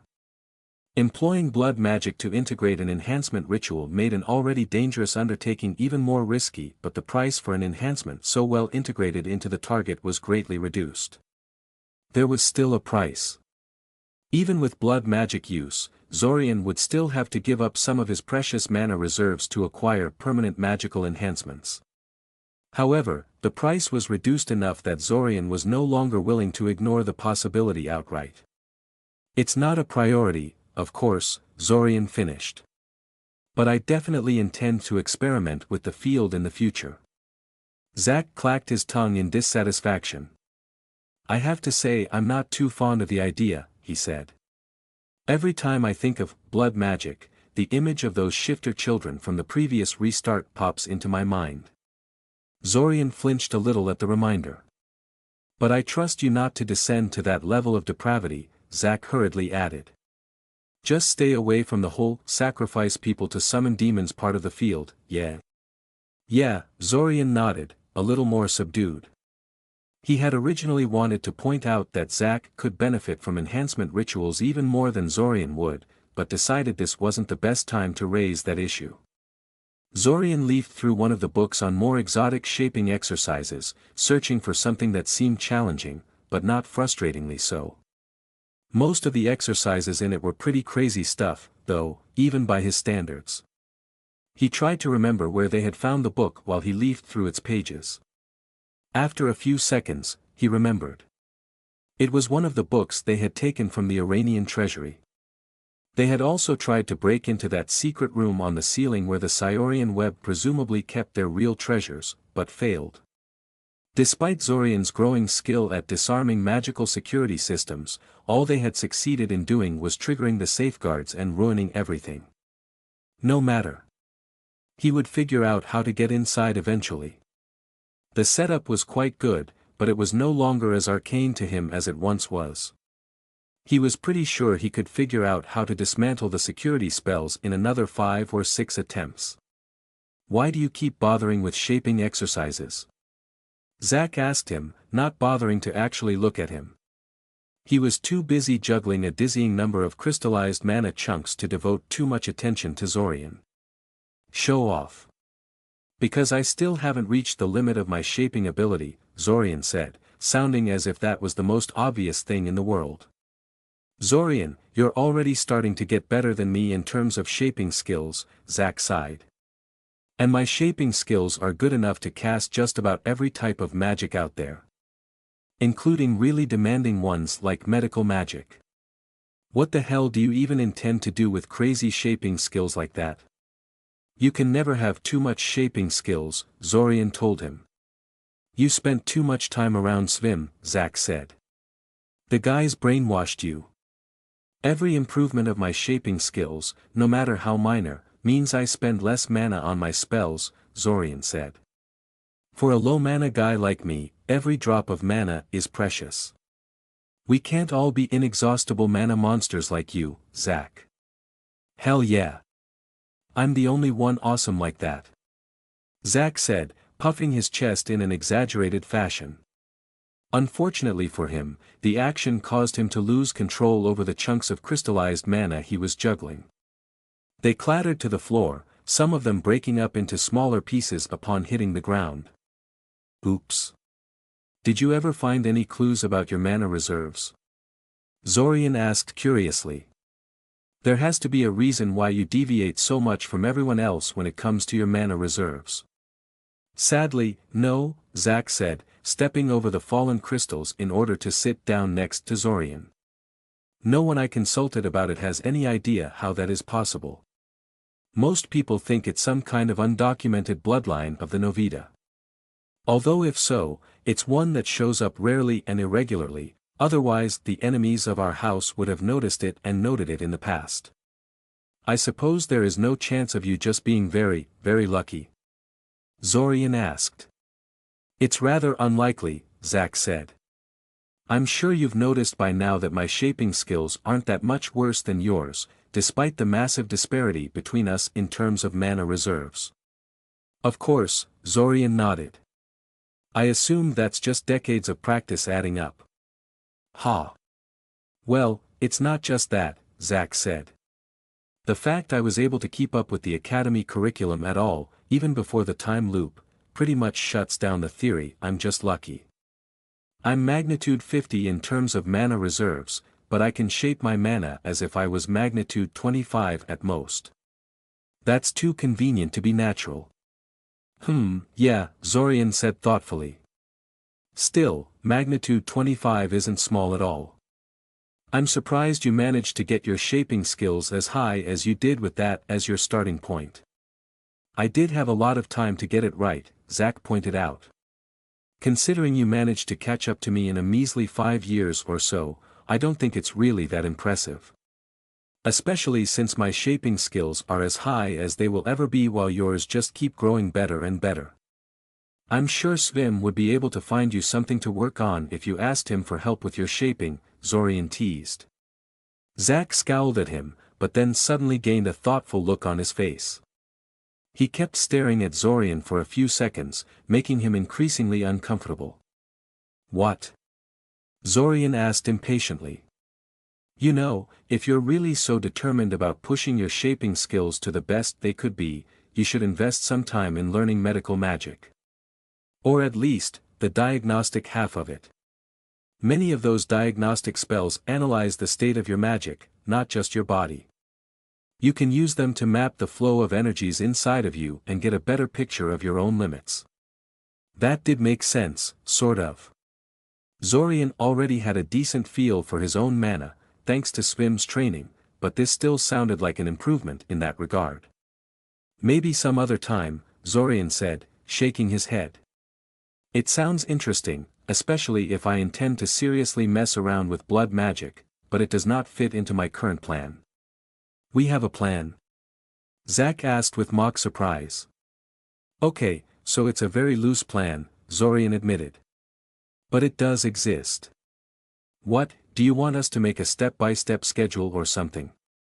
They decided to take a few hours to just relax and unwind. They played cards and board games, exchanged stories and even had a drawing competition. Sadly, they couldn't agree if it was Zack's portrait of Zorian or Zorian's portrait of Zack that was better, so the contest was reluctantly pronounced a draw. They still had 10 days to go. Zorian didn't regret coming here in the slightest, but damn would he be glad to be out of this place. Finally. Zack said, spinning around with his arms stretched out to take in the forest around them. Finally, after years of imprisonment dash. Only 30 days, actually, Zorian corrected. It felt like years, Zack continued stubbornly. Damn, I'd never imagined seeing a bunch of trees would make me so happy. Look, Zorian, trees. Trees. Zorian smiled, saying nothing. He too was glad to be out, but he wouldn't dignify Zack's overdramatic antics with a verbal response. As if seeking to spite him, Zack walked up to one of the trees and hugged it. Suddenly, Zack flinched away from the tree with a muttered curse and started shaking the furiously attacking ants off of him. Zorian couldn't help it, he laughed loudly at Zack's misfortune, and then dodged backwards when Zack tried to shake off the ants in Zorian's direction. Jerk, Zack sniffed disdainfully. Come on, Zorian said, motioning Zack to follow him. We're not far from Alanik's place. Once we give him the report we prepared for him in the Black Room, we can go and do a glad we're out celebration or something. During their month in the Black Room, Zack and Zorian had taken the time to compile all the important information they had gleaned from the looted cultist texts. Zorian intended to follow up on that information himself, of course, but it wouldn't hurt to give that information to Alanik as well. Maybe coming at the problem from two different directions would result in something. That does sound nice, Zack said, trailing after him. But I'm the one picking the place. No offense, Zorian, but you have no idea how to have fun. I have a feeling I'm going to regret this, but fine, said Zorian. It's not true fun unless you regret it immediately afterwards, Zack said sagely. Alanik was surprised to see them on his doorstep, but his surprise quickly turned pleasant when he realized what they'd brought to him. Thank you for this, he said. I must say, I was a bit disturbed at how lightly you were taking this invasion, time loop or no time loop. It's comforting to realize you really are putting some work into dealing with it. It's hard to stay outraged at something for years and years, especially when things get reset once a month, Zack said. But we aren't ignoring it. Just remember to compile a similar report with your findings by the end of the restart, Zorian added. Of course, Alanik said. What do you intend to do now? For the rest of the day? Get drunk, said Zack. Ugh, was that what he was planning? Afterwards, well, I guess me and Zorian will continue our search for the simulacrum spell. I'm sure I encountered it somewhere in the past, but I just can't seem to find it. Why is a spell like that so rare anyway? Zack probably didn't actually expect Alanik to answer that, but the warrior priest gave him an answer all the same. It's because the simulacrum is one of the major stepping stones towards becoming a lich, Alanik said. If you can cast that, you're halfway there already. Not to mention the spell itself being a complete nightmare for criminal investigators. So anyone who is known to have it is watched more intently by the Mage Guild, unless they are very closely aligned with them. So don't tell anyone we can cast Simulacrum, is what you're saying? Zack asked, largely rhetorically. Alanik gave him a blank stare. Yeah, I figured. But wait, doesn't that mean I should be looking for the spell primarily among groups of necromancers and liches? Yes. Alanik said, then frowned.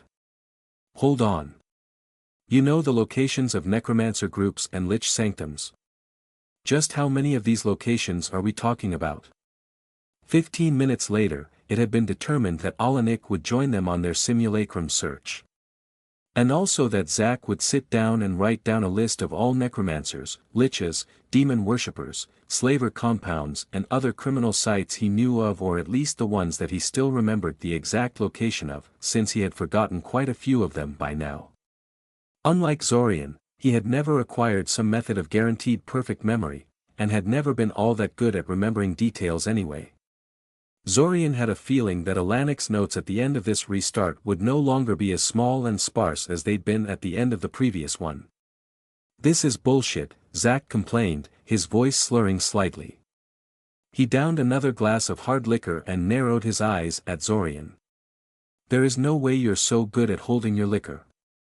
You're cheating somehow. You cheater. Well, he was certainly right about that. As a point of fact, Zorian was using the trick taught to him by Hazlush, so long ago, and stealthily transmuting his alcohol into sugar. But why would he ever admit that? He just downed his glass of sugar water and gave Zack a bright, self-satisfied grin. In the Ishikatara Sea, the southern sea enclosed by the two prongs of the Altasian continent, there was a pirate ship. Well, there were quite a few of them actually, but this one was important because its crew was mostly composed out of skeletons. The only living crew were a trio of brothers, each of whom was a necromancer of some skill. The skeleton pirates, as they were commonly called by their victims, had been living a pretty good life until now. The trade companies in charge of most merchant ships were notoriously cheap, staffing their cargo ships with the smallest crew they could get away with. Meanwhile, skeletons required no food or pay, and could be packed like sardines into the pirate ship's cargo hold without ever complaining about inhuman conditions or getting sick. As such, when a metaphorical skeleton crew of a merchant ship met the literal skeleton crew of the pirate ship, the result was rarely in doubt. The living sailors were severely outnumbered, and probably reliant on guns for defense, which didn't work very well against skeletons. The only issue was closing in on their victims before they could get away, but the pirate ship the three brothers used was special. Most of their victims wouldn't even know they were coming until it was too late, and quite a few surrendered their cargo immediately when they realized what they were up against.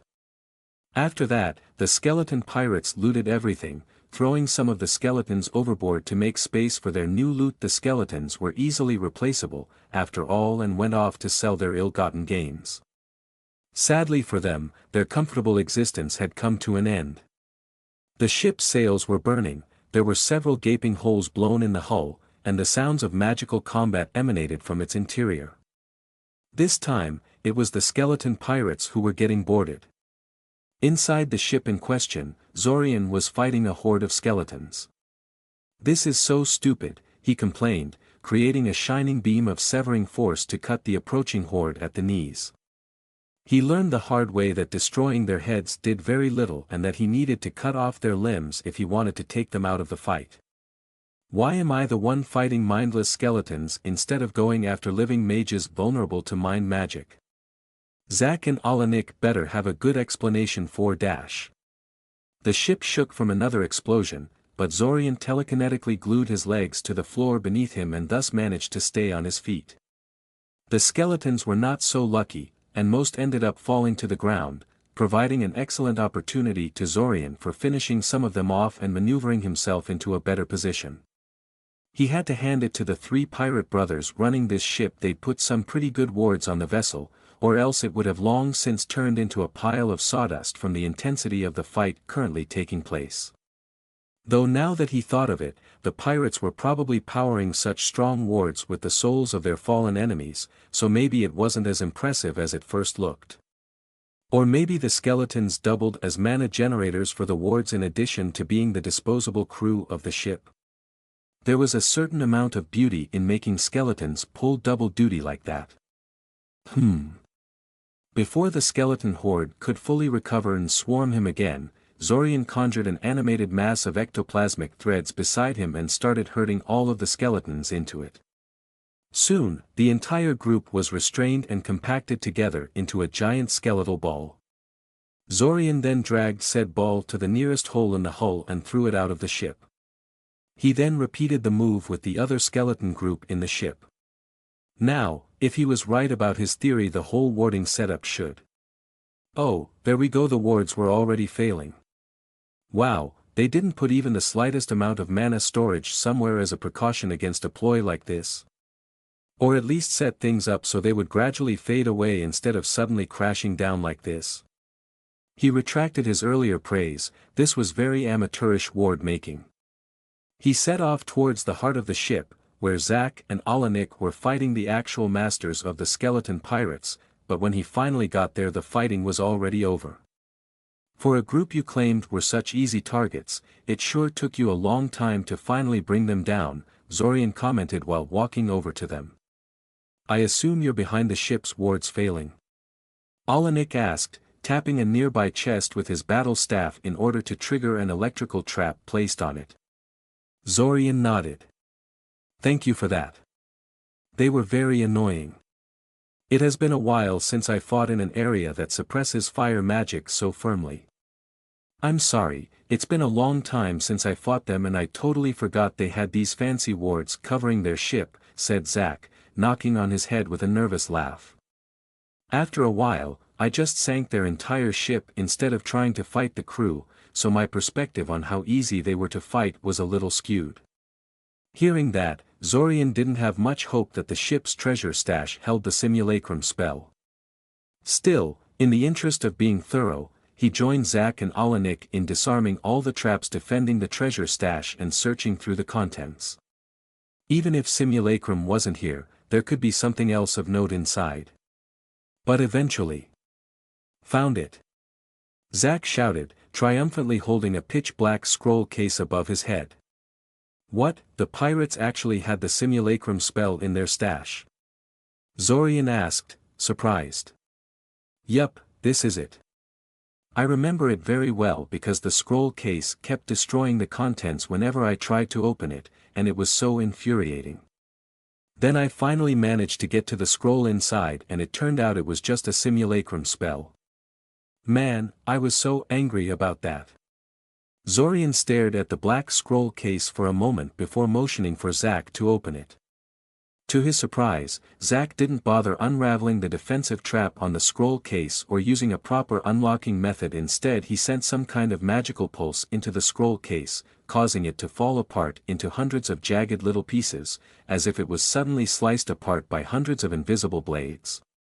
Well, he supposed that was one way to defeat the trap. May I? Alanik asked, extending his hand towards the piece of rolled-up leather that had been in the destroyed scroll case.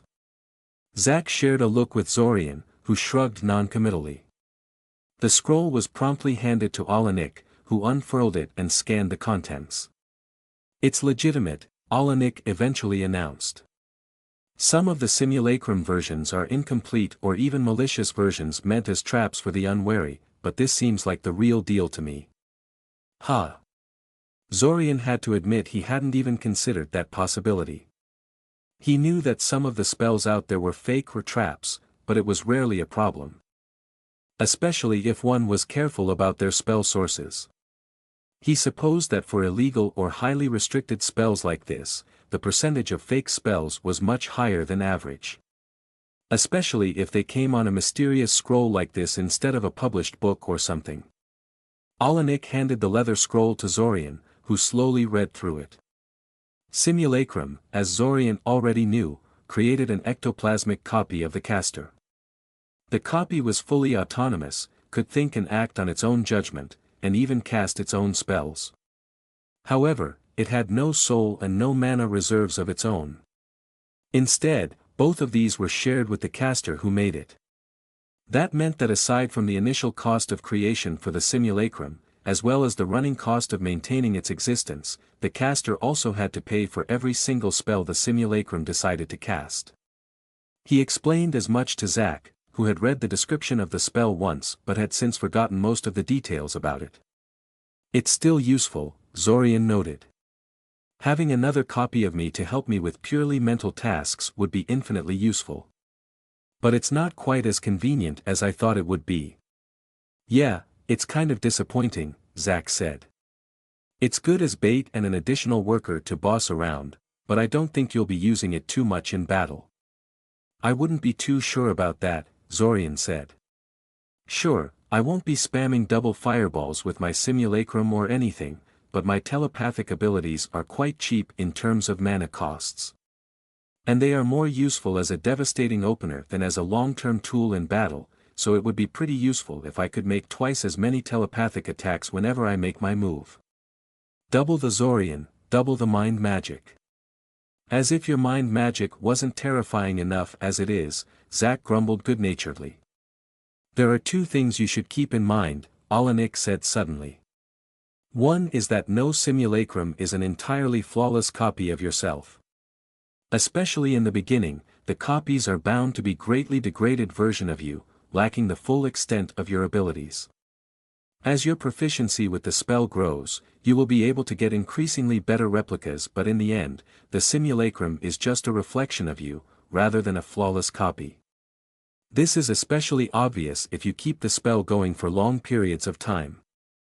I strongly recommend that you don't keep your simulacrum active for more than a day, or else they will start developing their own personalities and goals that may run counter to your own. People have been killed by their own simulacrums in the past. Considering your simulacrum will be a mastermind mage like you yourself apparently are.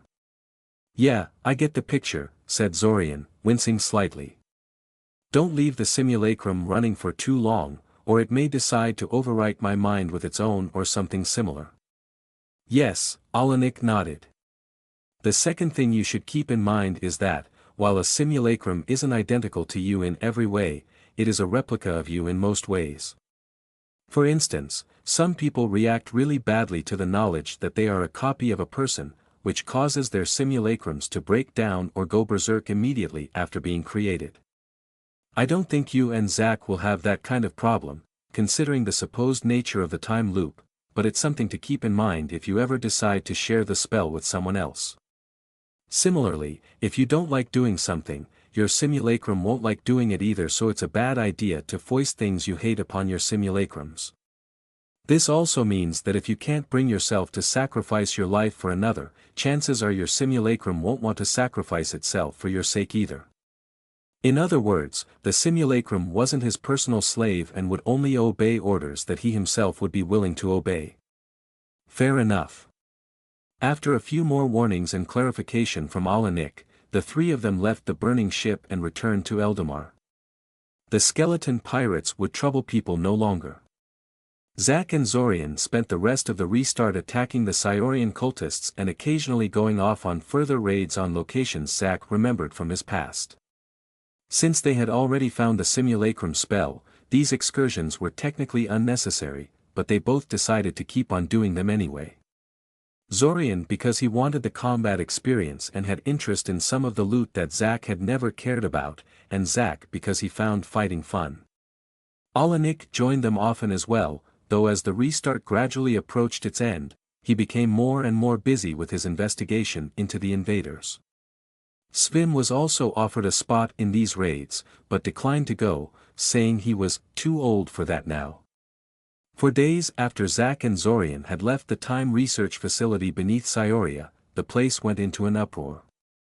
It took them 4 days, but eventually they did realize that something was wrong with the way Zack and Zorian had used the Black Room. Of course, by this time Zack and Zorian were long gone and there was nothing they could do about it, but still. Zorian investigated the issue to see what they had done wrong, and was amused to find that what had really outed them in the end was the fact that they had never submitted a follow-up report to the proper government department. Apparently each group that used the Black Room had to submit a report, in triplicate, explaining in detail how they had used the Black Room and what their gains were. Since Zack and Zorian had never bothered to do so, the administrative assistant in charge of preserving the reports complained to the research staff, eventually triggering the investigation. If they had just sent the stupid piece of paper to the government office, chances were that no one would have said a thing. Zorian doubted anyone even read those things. 3 days before the end of the restart, Zack and Zorian finally executed a plan that had been in the works since the very beginning of the restart. They broke into the royal palace of Eldamar, quietly infiltrating the place at first, and then just blasting their way inside when they were discovered halfway through.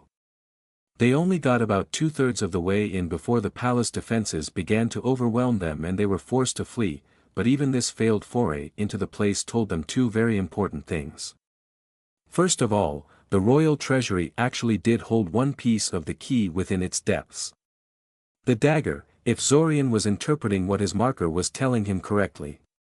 They would have to figure out a way to break into the royal treasury if they wanted to assemble all 5 pieces. Secondly, trying to break into the Eldamar royal palace caused an unbelievable amount of outrage. The palace guards had followed them for hours after their failed intrusion, only giving up when Zack and Zorian had descended into the deep reaches of the dungeon to lose them. And even then, that had just given them a few hours of peace, during which Eldamar's royals had apparently been organizing a statewide manhunt for them.